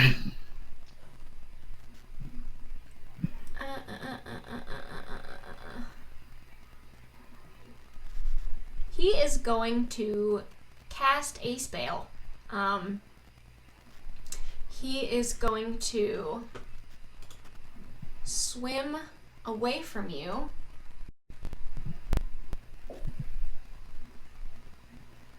He's gonna hold on. Yeah, he's gonna get right here and around the door, and he is going to cast Wall of Fire, which underwater, Okay, now does that give Rosie attack of opportunity at all? yes, it does, or- and I will do that in 1 second. All right. So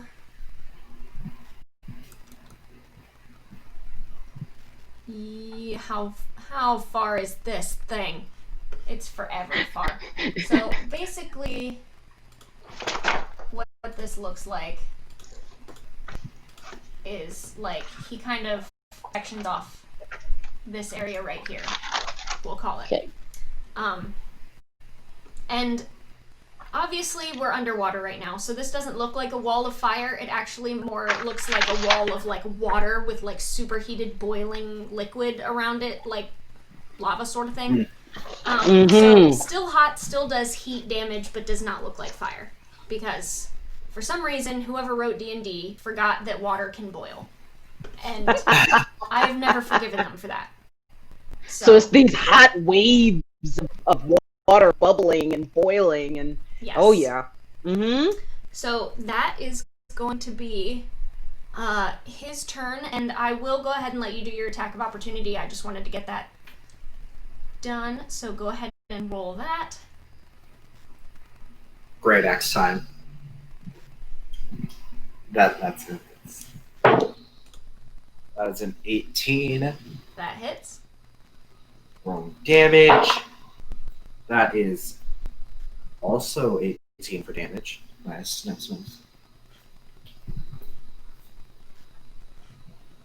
Okay. Yes.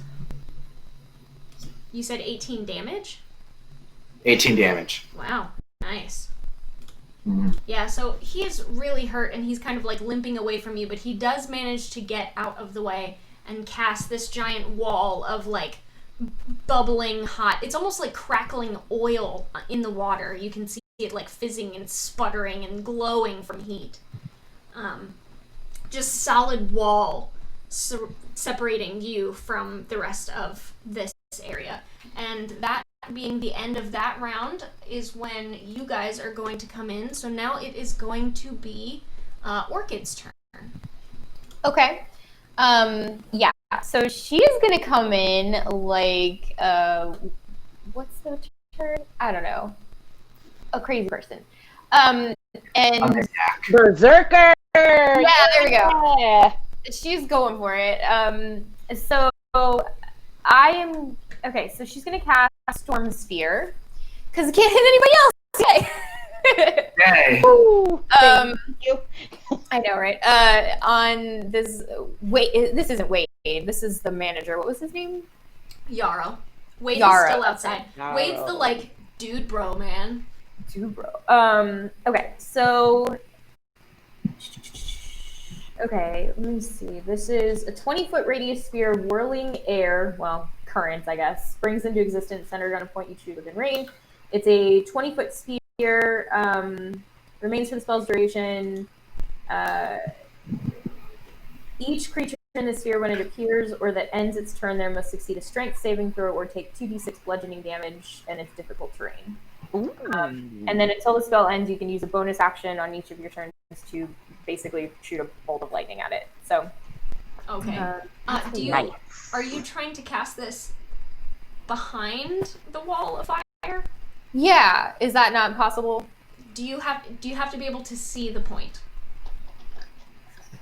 Because this for you just looks like a wall of like molten. Gotcha. All I've got for range is 150 feet. Okay, if it doesn't say you have to see the point, then I believe you can do it. But if it says you have to see where it's going, then you can't see it. I mean, otherwise I can try casting Counterspell, but I'm pretty sure you have to do that while you see them casting, and I wasn't in initiative at that point. Yeah, you'd have to counterspell. You would. Dispel magic is different, but Right. Okay, well, I mean, if you allow it, then I'll go ahead. That you have to see it, then go ahead. You're all good. Okay. Here we go. I'm gonna do this as a 4th level cast. Is there no attack roll on this? Sorry, guys. Here it is. Make a ranged spell attack. No, that's for. No, I think it just appears. All right, then you're good. Yeah. Okay, so then I'm also going to use my Quicken spell to then cast Chaos Bolt as a bonus action. That is a ranged spell against the target. Do you have to see the target? Should say it in spell. Yeah, I'm looking. It says against a target. If it doesn't specify, then so you have to. Yeah. I don't want to like metagame too much.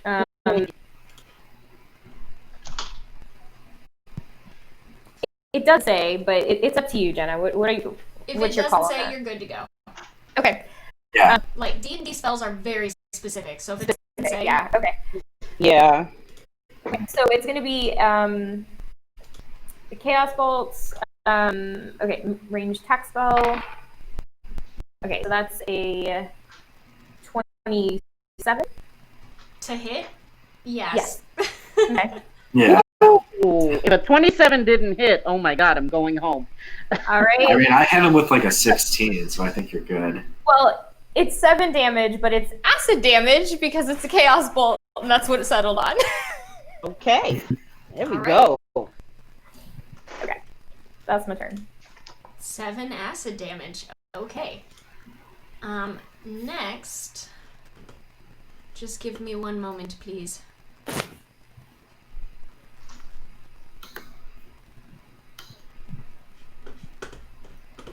And I think he needs to make that strength saving throw for when the storm sphere appears. Because it's each creature in this sphere when it appears or ends its turn there.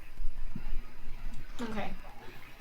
So, I need strength saving throw. Okay. Yeah, and it'll be 17. He fails. Okay, it's 2d6 bludgeoning damage. All right. Is that at the beginning of his turn or on your turn when he starts? It's just because the sphere appeared, that's when he's Gotcha. taking it right Gotcha, now, gotcha, when I gotcha. cast it. Mm-hmm.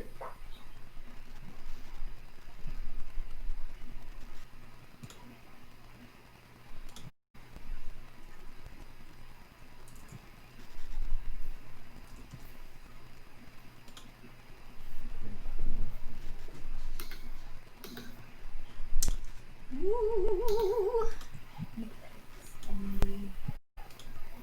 That's it for me. I don't know if that was clear. Okay. Just wondering what the damage was. Oh gosh, I'm so sorry. Yep, Yeah, Oh gosh, you guys, I'm so double sorry. that beautiful damage. we're fine. We're playing level 9. It's a lot. 8 damage. All right, 8 damage. Perfect. 8 damage. As you hear a ah from behind the wall. Nice. Then I would like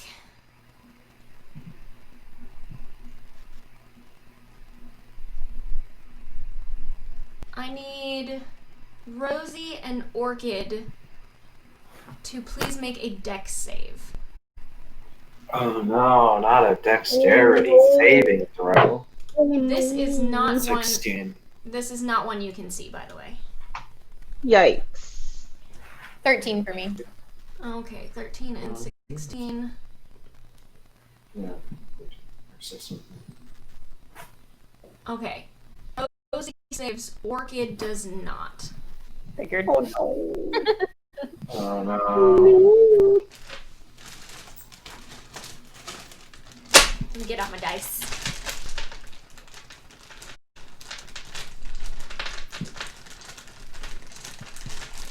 Oh no, she's collecting a lot of dice. I know. Oh no. Pray for us, chat. Pray for us hard. Okay. I heard like 15 different sets of dice. Jenna, what do you need? Advantage would be great. Well, so right now. I got a dice hoard for Christmas. Look at you. Nice. I literally got 22 sets of dice for Christmas this year. Whoa. Wow. Somebody knows you well. Oh my Well, goodness. 3 people know me well.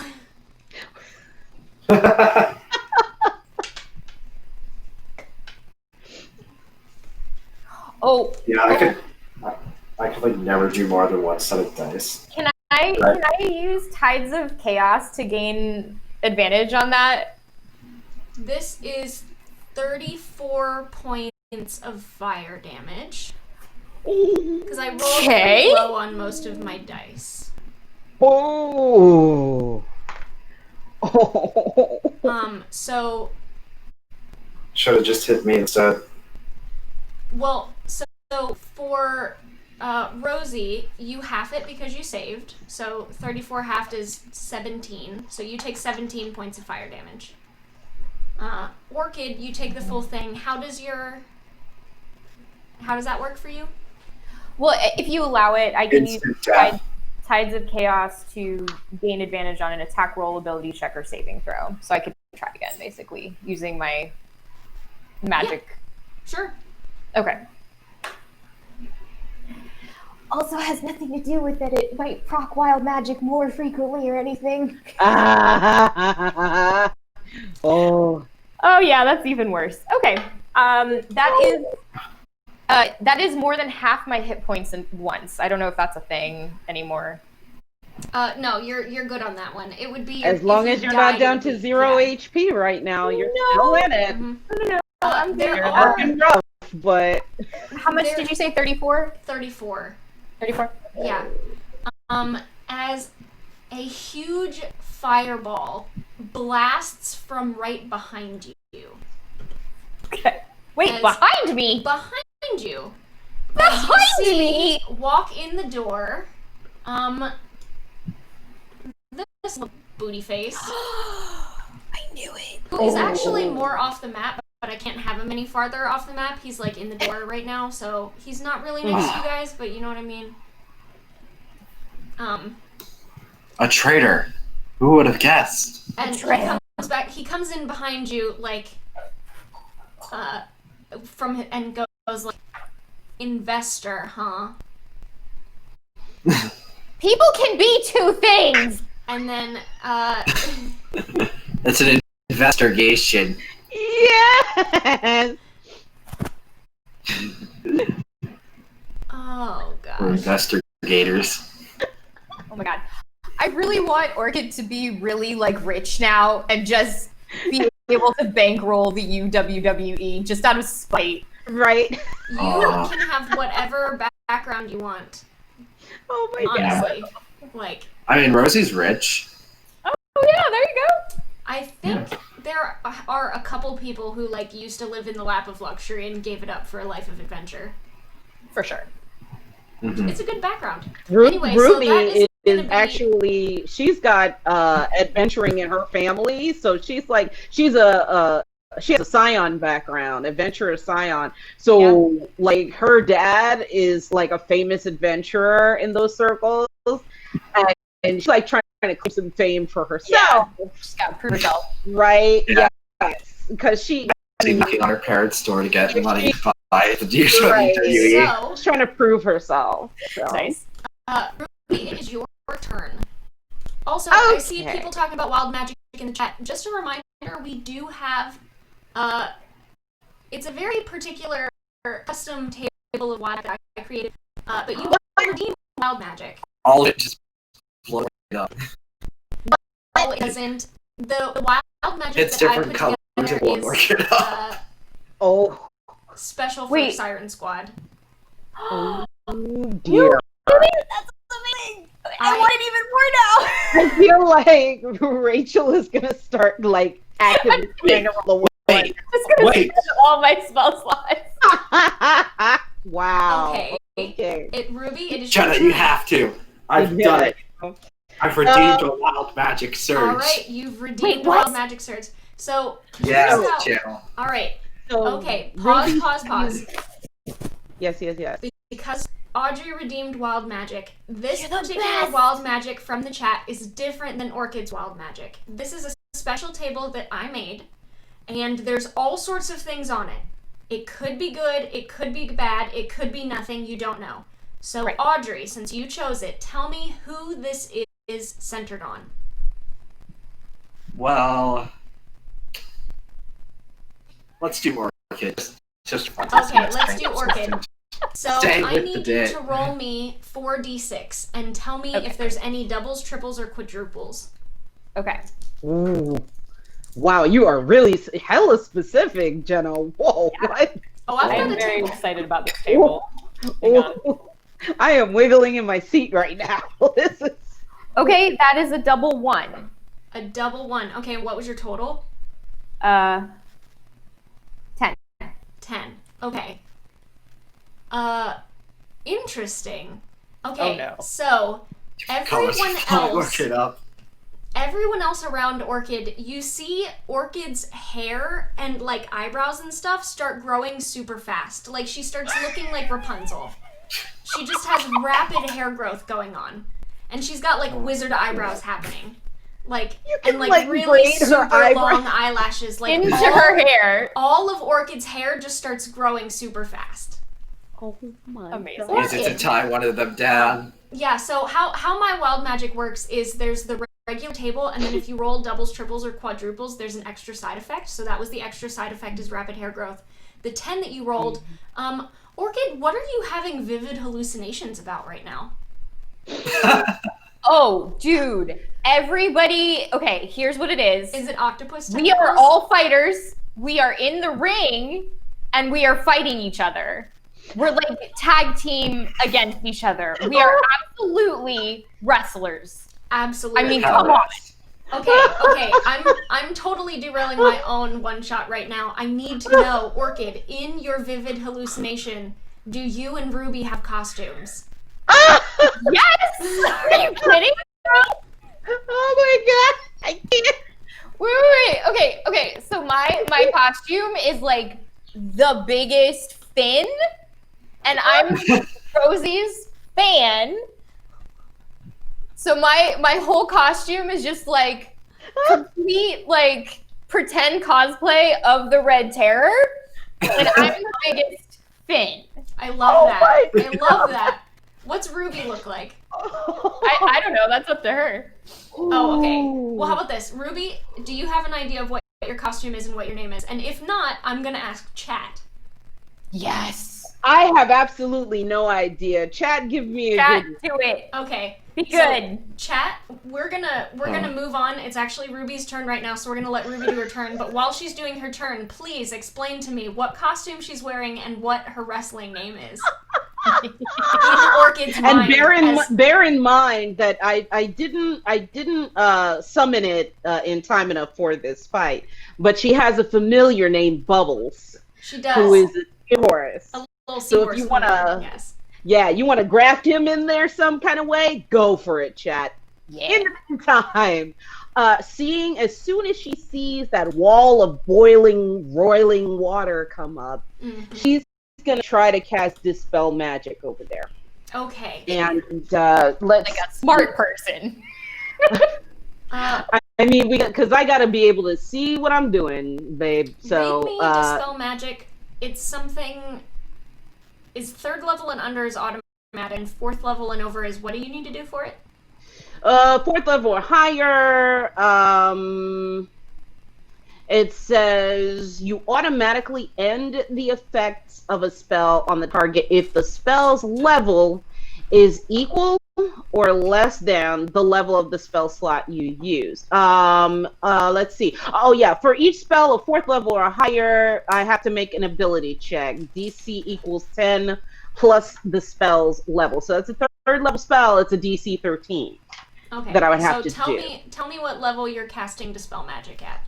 I am casting it as high as I can, and that's 3rd level. Okay, So- so I do need you to roll for me. Okay. So let's see. Ooh, which one will I use? Okay. Come on, I'm gonna make this dude eat dirt as well if I was down. baby. Natural 20. Natural 20. All right. Yeah! Ruby. All right. Yes. So using your bardic arcane magic, what does it look like when you dispel this thing? Okay, so she would turn on the sass, and she would put one arm on her hip and say, "Oh, no, you don't," and wave her hand, and poof, into all these bright, glittery, ruby-like sparkles. I love it. Your I want you to options know this from is chat- not helping with dispelling the hallucination. No, absolutely does not. Your options from chat are the caped cod, mackerel fantastical, and no pout trout. Oh wow, no pout trout. Oh, yeah. Because she always has a smile as she battles her foes. I like that one. I No like pout mackerel trout. fantastical too. Like these are good ones. Yeah. As an impartial third party. Trout. The caped cod is a close Yeah. second. However, we've all seen, as per the Expendables, the perils of having a cape. No capes. Yeah. No capes. Yeah. I might have to No steal the caped cod because that one's good. Yes. Some of these in the chat have been amazing. Let me put this in here. Oh, also, this is an adventure that I am in the process of writing for the DM's Guild, so this should be up on DM's Guild sometime this week. If anybody would like to run this adventure themselves, I will put it on our social media and link when it is available. Nice. I'll give you credit if I use your name. How'd you do the map? Where's the map from? I made the map. Wow. Yeah, I made Nice. Jenna makes like everything for all of these stuff. I do make everything. Gorgeous. I do not make my enemy tokens because I drew all the sirens by hand and all the friends by hand, and they take a long time. I can't do that for all the enemies you guys face. Wish I could. Gotcha. But they don't pay me enough. Anyway, so but that map is fantastic. You I love too. it. Someday. To go up against Volcano if you so choose. Anyway, yeah, so back to life. This is dispelled. How about I actually click on it? How about that? How about some dispel magic with my delete button? Yes. Alright, Okay. so that is your action. Did you have a bonus action or a movement or anything?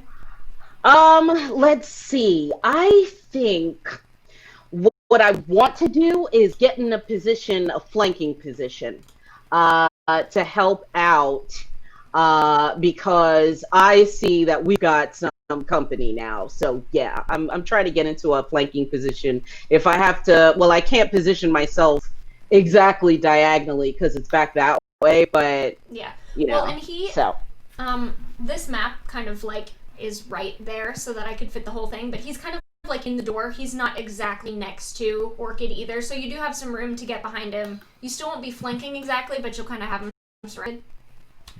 Got you. Yeah, I would like close in and be like, "What are you trying to do to my friends?" Perfect. And it's my turn. And then next is going to be Yarrow, and Yarrow is going to turn around and see you guys and go, "Ooh." And he is... Me too. He puts his hand up, and you see more of that same sort of like crackling heat energy come up from his hands that you've now seen a couple times in this particular fight. And he's about to cast again. I need you guys to roll some deck saves. Oh dear. Okay. Okay, I am going to use Tides of Chaos in this circumstance to give myself advantage. Okay? Oh, wait, no, I already did that. Sorry. Once per long rest. Never mind. Forgot I did that. I am going to remind you, you asked me about counterspell earlier. You could... But I could regain it if I roll on the wild magic table. Do it. It's up to the DM. I think that if you're a wild magic sorcerer, that you should be able to roll wild magic every time you use magic. That just is how I would have written that subclass, personally. Okay, all right. I like that. Otherwise, literally, what's the point? Thank you. Thank you. I appreciate that outlook. The wild magic... You should also be allowed barbarian- to choose to roll it. Yeah, first off, we're here for fun. That is the point of this game. And 2, I love Rule of Cool all the time. And 3, a wild magic barbarian, Thank you. every time they rage, rolls on the wild magic table. So every fight Nice. they All right, I got a it 13. doesn't make sense Let's that a see the sorcerer wouldn't. damage. All right. And let's see, deck save. Ooh, Yes. Ruby is very deck save. 23. 23. Okay. Hold on now. Okay, yeah, that's one more than I need.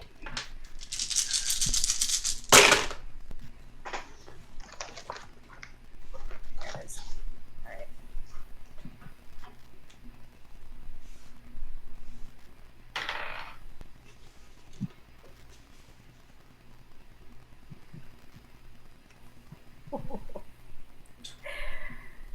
Okay, so Jenna, let me know if you're okay with this, but I rolled on the wild magic table to regain Tides of Chaos to get advantage for the save, and I got a 9, which is magic missile at level 5.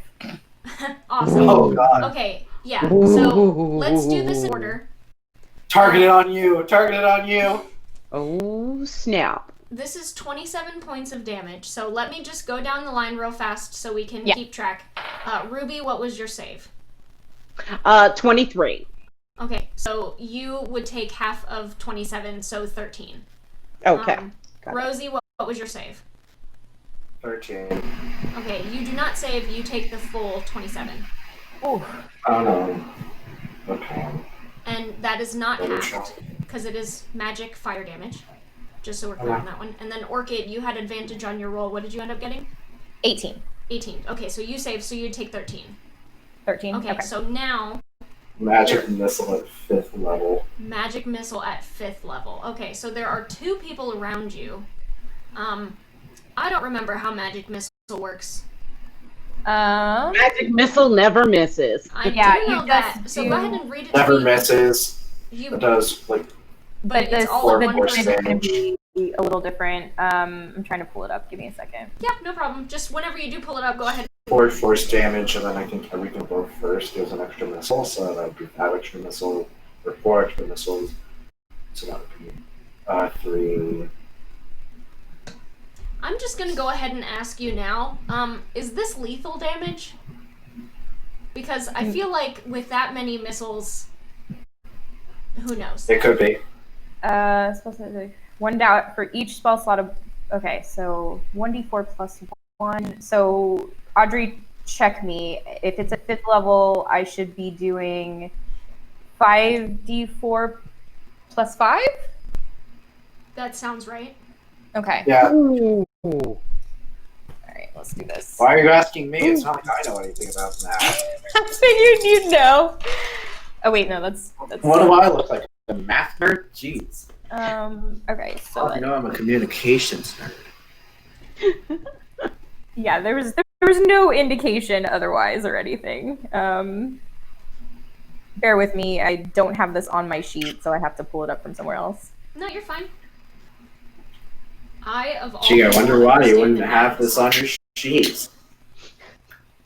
How dare you, as a wild magic sorcerer, not have every possible thing on your sheet? I mean, really. Right. How dare you, a sorcerer, not have magic missile, which I'm not even sure you can get a sorcerer. You In the can't. meantime, You let can't me get just magic go missile. through some of our can't. favorite That's names the that chat problem. has been throwing out. First one from Gronk is Andre the Kraken, all the way at the top of the round, So back good. at the beginning. Amazing. Dwayne the Rock Lobster Johnston. Yep. The Yep. Undercurrent. A little weak. Yes. A little weak. Yes. What do you mean a little weak? It's like the Undertaker, but water themed. Yes. The Undertaker's No, before but, like, your time, Audrey. You They just kind of don't just understand. threw the word lobster into someone's name. Rock lobster is a type of lobster. It's a song by Type the of rock- It's the B-52s. rock I lobster. know, but you did just kind of like throw the word lobster. No, you can't be disrespecting the B-52s like that. Ricky the Swordfish Snooka. Yes. Sergeant that. Shellfish. That Yes. one's really hard to say. Yeah. The Coral Sheep. Jimmy Snuka is well known. They Yes. can't insult you if they can't say your name. Mhm. The Angry Anglerfish. All right, so those magic missiles did 20 damage. 20 damage. Nice. And who are you pointing the missiles at? The guy we're fighting who just devastated me with a fireball behind Okay, us. gotcha, I'm gonna gotcha, like gotcha. 'Cause there whip are- around and my We've been hit by All 2 right, different so fireballs. you spin Really around clarify. and just straight at Trenton, who was the petty and curmudgeon journalist Yeah. who I- felt like he was better than everybody else. So he probably has this coming. And he Exactly. takes Orchid does 20 not like damage. cynics, you guys. Or critics. Clearly. Yeah, you know, whatever. And is that the end of your turn? No, that was a reaction.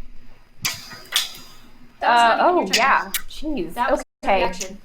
Rosie. Yeah, so is it turn though? No, it's Rosie's turn now. Okay, that's what I thought.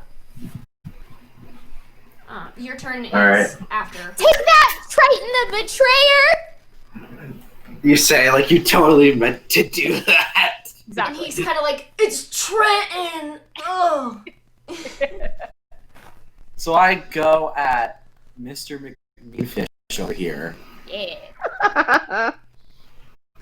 and I'm just kind of blabbering on about betrayal and what it means to protect your own, and that all fish were created equal, and that he's not allowed to do this, and that this is wrong on like so many different moral levels. I can't even go into it. But I just slash it with the great axe. And this is at Yarrow. Yeah, okay. Go ahead. Yeah. Roll for it. That is 27 to hit. To hit. Wow. Barely hits. Barely hits. Oh He's boy. a wizard. Seriously? Oh my god. I am still raging, so let me roll my damage. Oh, also I have 9 hit points. 14. Just Please saying. tell me we have like a medic or something. Oh. This guy looks like I'll be right with you. is on Figured I should say something. his last Yeah. legs. He's I mean, you guys are underwater. He's like swimming, but he's like feebly trying to swim away from you. Like, he is looking rough. He looks like he's about to keel over. Board. Ocean joke. Oh my god. But My channel, my jokes, my rolls. Alright. So- Is that the end of your turn, Audrey? Or that was only one Not even close. attack. So bonus Silly action Jenna. attack. I go in and I smack him because that's all I know how to do, and scratch him with the spike. Go for it.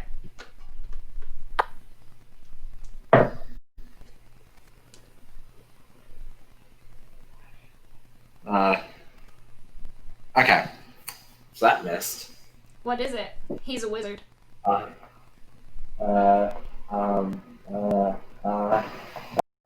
me figure it out.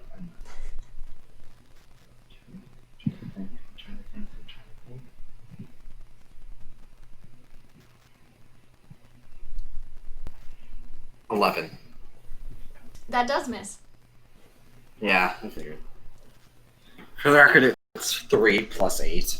Can't be 27 And now- all the time. And now, my great axe again. It's so great. It's an okay. I'm like, hey, can I ask you a question? oh, bumps. For a 21 to hit. 21 hits. Alright. That is 17 damage. Are you doing lethal damage or non-lethal?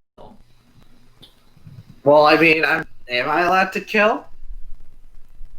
Are you? I just went on a tangent before going up to him about how morally wrong all of this is. So I don't think I'm going to kill him Okay. just yet. So tell me how you strike him unconscious.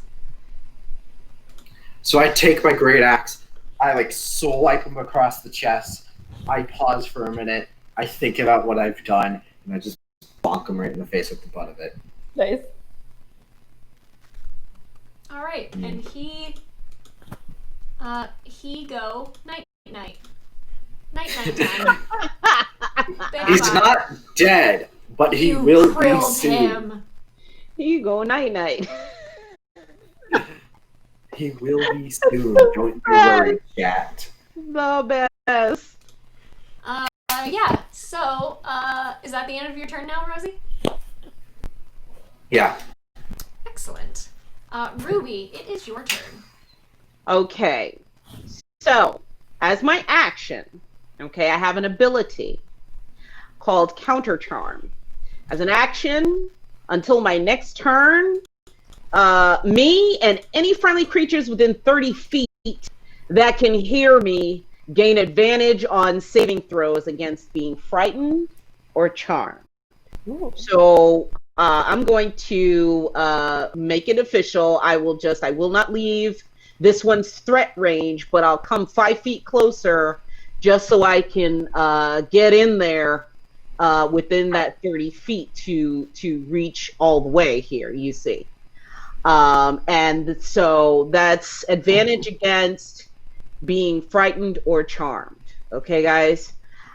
So Ruby would say, "Come on, guys! We've almost got them down. Keep going!" And so that's her action. And then, so that's her ability action. As a spell, bonus action, we're going to hit Orchid with some healing word. Because we don't want this girl to go down. Here we go. Yet. So, healing word. That's going to be sure. Why don't I go ahead and upcast that? I'm gonna go ahead and cast that at 2nd level. Okay. And let's go ahead and roll. We about to roll. I have to figure out. Yep. You get 2d4 plus 4. Here we go. And all right. So that's 2. So 4 plus 4, 8 points back of healing, my dear. Thank you very much. Yes, indeed. And actually, I think I'm trying to see. I think there may be. Let me see. Taking 27 points of damage from this guy's attacks, but don't worry, you now have like 13 health. Listen, it could be the difference. Okay. How does 13 still die? Holy crap. Okay, yeah, that's all I got right now. That's okay. That's okay. I got my own plans. All right. Run away. Give me just a moment here. What are we doing? Okay.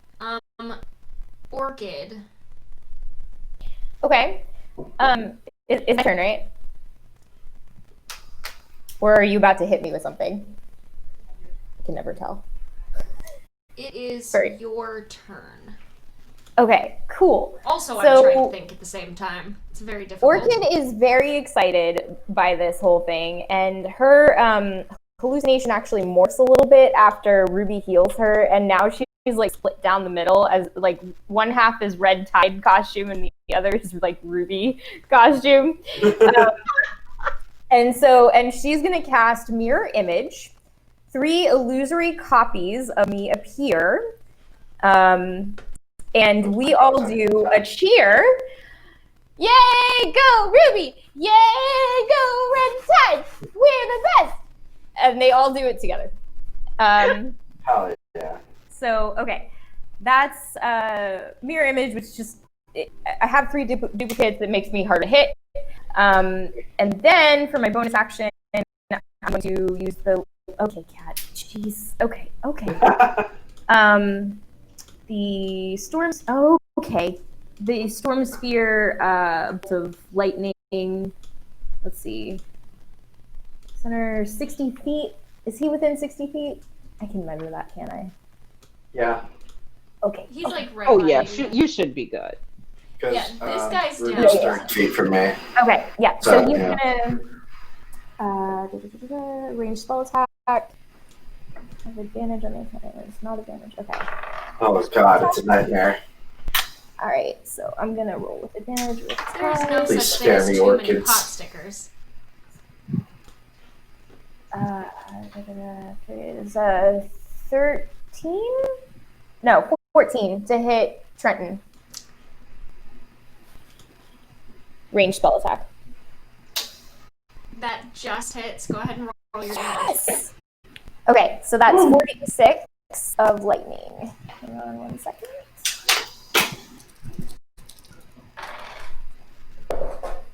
Well, that's not great. 8 lightning damage to Triton the Betrayer. Sizzle about! You mean man!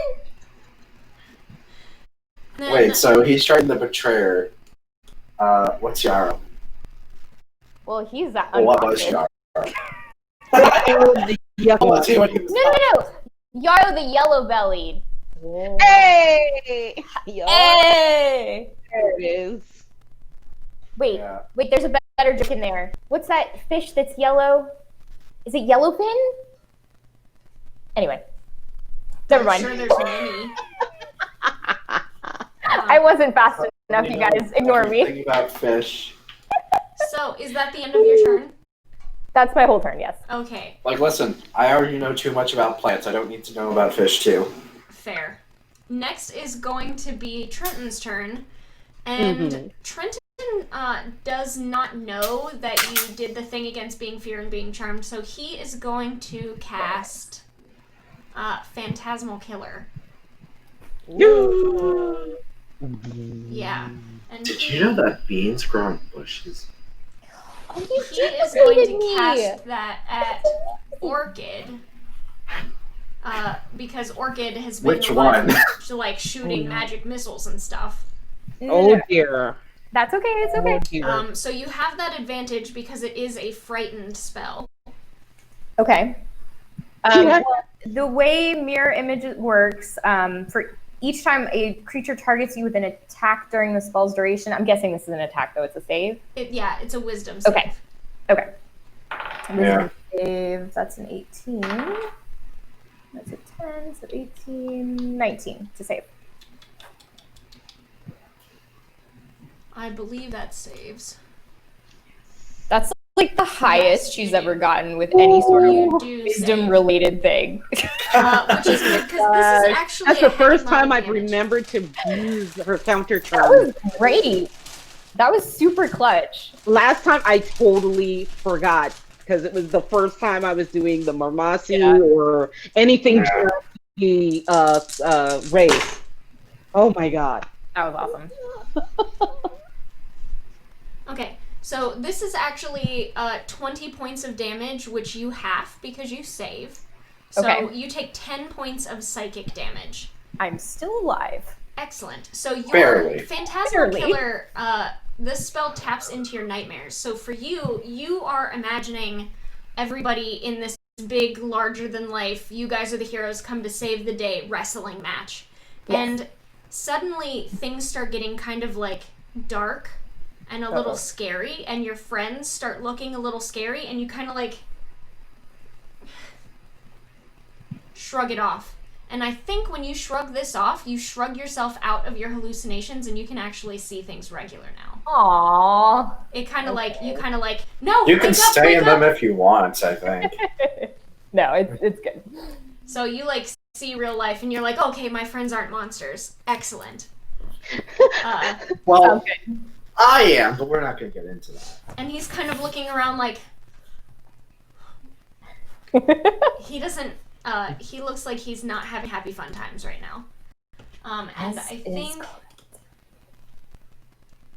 think he's gonna try and run away. I'm gonna move him like up here to denote him being like off the map where he's gonna try and run. So if you guys have, you can both take attacks of opportunity. If you have Warcaster, you can use Yes. spells. If you do not have Warcaster, you have to use a weapon or unarmed strike. I've got Warcaster, baby. Here we go. All of a sudden, you hear Ruby burst out in a song.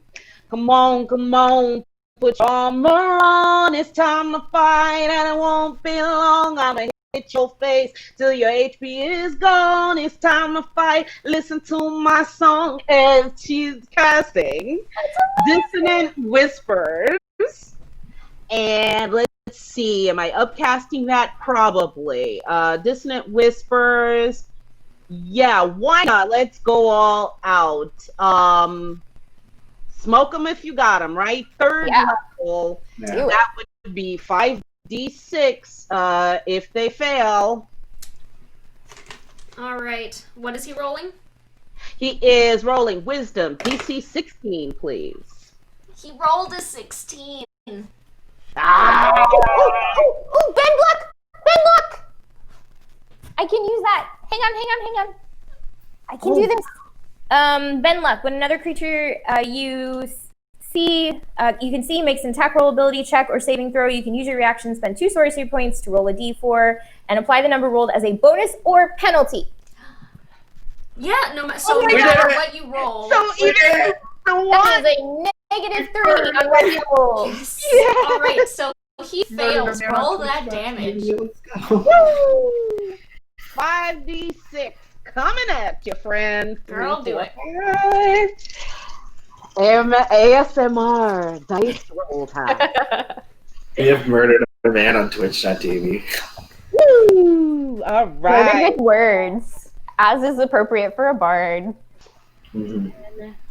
and 6. Yeah, really slaps. That is 16 points of psychic damage. 16 Yes, it is. psychic damage. He looks Indeed. rough, as he's like desperately trying to swim away from you guys. Next is Rosie's turn. Ooh. How far does that say? Does that say 35 feet? I think so. All right, I can move that far. Thank you, Barbarian. All right, I am still angry about the betrayal, the injustice, the slaughter of the innocents. He tried to deep fry your friends. He Didn't even did. batter him And first. The I am audacity. mad about that. And me. He tried to deep fry me. That's the most important of all. So I am swinging this great axe at him with a newfound hatred. Do it. Look deep inside yourself. That is... I have to figure out numbers. I rolled a 16 on the dice and I have It a plus hits. 8. They're I'm wizards. pretty sure I hit him. You do. Yeah. Also, 16 Alright, plus let me 8 is roll. 24. You don't need to call me out like this. Alright, well... I hope he does not have more than 19 health. He, fun fact, does not. Great. Tell me all about it, Audrey. Paint me a picture. I What take my does great this axe and smug I'm like, little dude look this like? is for justice! And I slash him right across the chest. No mercy. No. Justice. Excellent. No cap. All right. Watch this audience of like almost 30-year-olds not understand what I just said. Not every look. Don't underestimate us old farts, okay? I know what no cap means. You whippersnapper. So, yeah, you guys. Thank you, Brock. So the It second was a justice. both of these guys go down and go unconscious, you hear coming into the room. Let me find her token. She runs in, and Seraphina is there at the door. She's not right here. She's like in the door, and she's like, "I remember them. What happened?" We found The them. worst of crimes. Yeah, these They ruined two. my hair. Well, and besides that, these two, and she'll gesture to Mo and Curly here that we just took down. Yeah, these two were responsible. They're on the other side of the mirror, in the other room. Come, we'll show you. And The she'll mirror? start swimming that way. It's kind of hard to blame them though, because it seems like they just wanted to get in on the fights, which I really understand. So she goes and like the fights are over, send the crowd home. She grabs Wade and pulls him in. He's the MC, but he's also like technically the cleric. Doesn't have much use for that since nobody ever gets hurt, but like for legal reasons you have to have one around sort of thing. Yes. Pulls him in. They go back For there legal and reasons. cast some restorations. Archipelago and Mermind regain their faculties. They don't regain their memories. The memories that were taken for them specifically. Like, they know who they are and how to talk, but, like, the specific memories that were taken, they don't get back. But they are alive. You saved them. Everyone remembers them. Rosie, the Red Terror, won her fight and might be in the running for the championship if she plays her cards right. Ooh. And I believe Yes, we need a follow-up one-shot about this. the Sirens have saved the day. Hey! Orchid is high-fiving everybody, including the bad guys. She's so excited. Just goes up to the unconscious person. Yes. Lifts up his hand so she And thank you, Chad, for your advantages. Oh, Yeah. Yes, guys. definitely could Thank not you. have done it without chat. Also, we might start right now for the next couple months. We're going to be doing 2 episodes a month, as I mentioned at the beginning, because we need to redo some of these episodes that were lost. But when we run out of those, I think we're going to start streaming duets. And we have a couple barbarians, so look out, because if she wants to, Rosie might come back for some championship fights here at the Aquadrome as a duet, if she so chooses. So She might. be prepared for that. Awesome. What's the candle thing? Candle thing. Points. I think she's talking about cordials, Candy. Oh, Candy. the candy thing. Oh, excuse me. So Cordial is Yeah, one yeah. of the characters from Hell's Bells, and she is a kind of herbalist candy maker. You can cash in points for Cordial's candies, and there is another random table that I have written for Cordial's Trixie Truffles. And you can give someone a Trixie Truffle. That's amazing. What if one of the things you roll is just mail the person actual chocolate? Wow. Well, actually, last game we had on Bells, we did give away Cordial's Cardamom Rose marshmallows that I make homemade. And somebody won those last game. That's amazing. That's Yeah. even more amazing. Nice. Oh my Which goodness. it turns Jenna, out your love of spreadsheets is just amazing. it You got actually a turns out table for like everything. the person who I won, love it. Mr. Butter, it turns out that his birthday was the day before. Aw. So he kind of like won a little birthday present from Ladies That's of D&D. That's right. I remember you said you were gonna next batch you were gonna make was a birthday flavored birthday cake. Mm-hmm. Well, Flavored. I do make birthday Mhm. flavored birthday cake marshmallows with like rainbow sprinkles in them. So I was gonna send him those ones. Ooh. Lady Delaney, yes, unfortunately, we are actually done with our campaign. They already saved the day, but we are coming back next Saturday, and we've got 2 more sirens, and it's not just sirens that's for, but right now we've Right. got 2 a month. And, Yep. there will And be tomorrow, guys, don't forget we've got Hell's Bells tomorrow night. We do have Hell's Come Bells on tomorrow back night. and Yeah. cheer on our girls. Yeah. 7:30 Eastern, right here. That's going to be us, where I am going to be playing Cordial, who makes the candies. So when we signed off, GM advantage, I like that. Why don't you guys tell us where we can find you? Share? Yes, I am at That Gamer Share on Twitch and on Twitter, and you can find me in games like this for Ladies of D&D. I am also in a campaign on Tuesdays. Empire Rising. It's a Star Wars themed game that is on the Man Shorts YouTube channel. MANN Shorts, all as one word. And check out their Twitter at Man Shorts for details on upcoming games. But usually it's every Tuesday about 8 p.m. Eastern Standard. And then we also have, I'm also on Fridays. I'm over on the Nerdlandia channel, Nerdlandia G, for Tales of Arclandia. And so, listen, anytime you guys come on by, much love, much appreciated. Shares everywhere.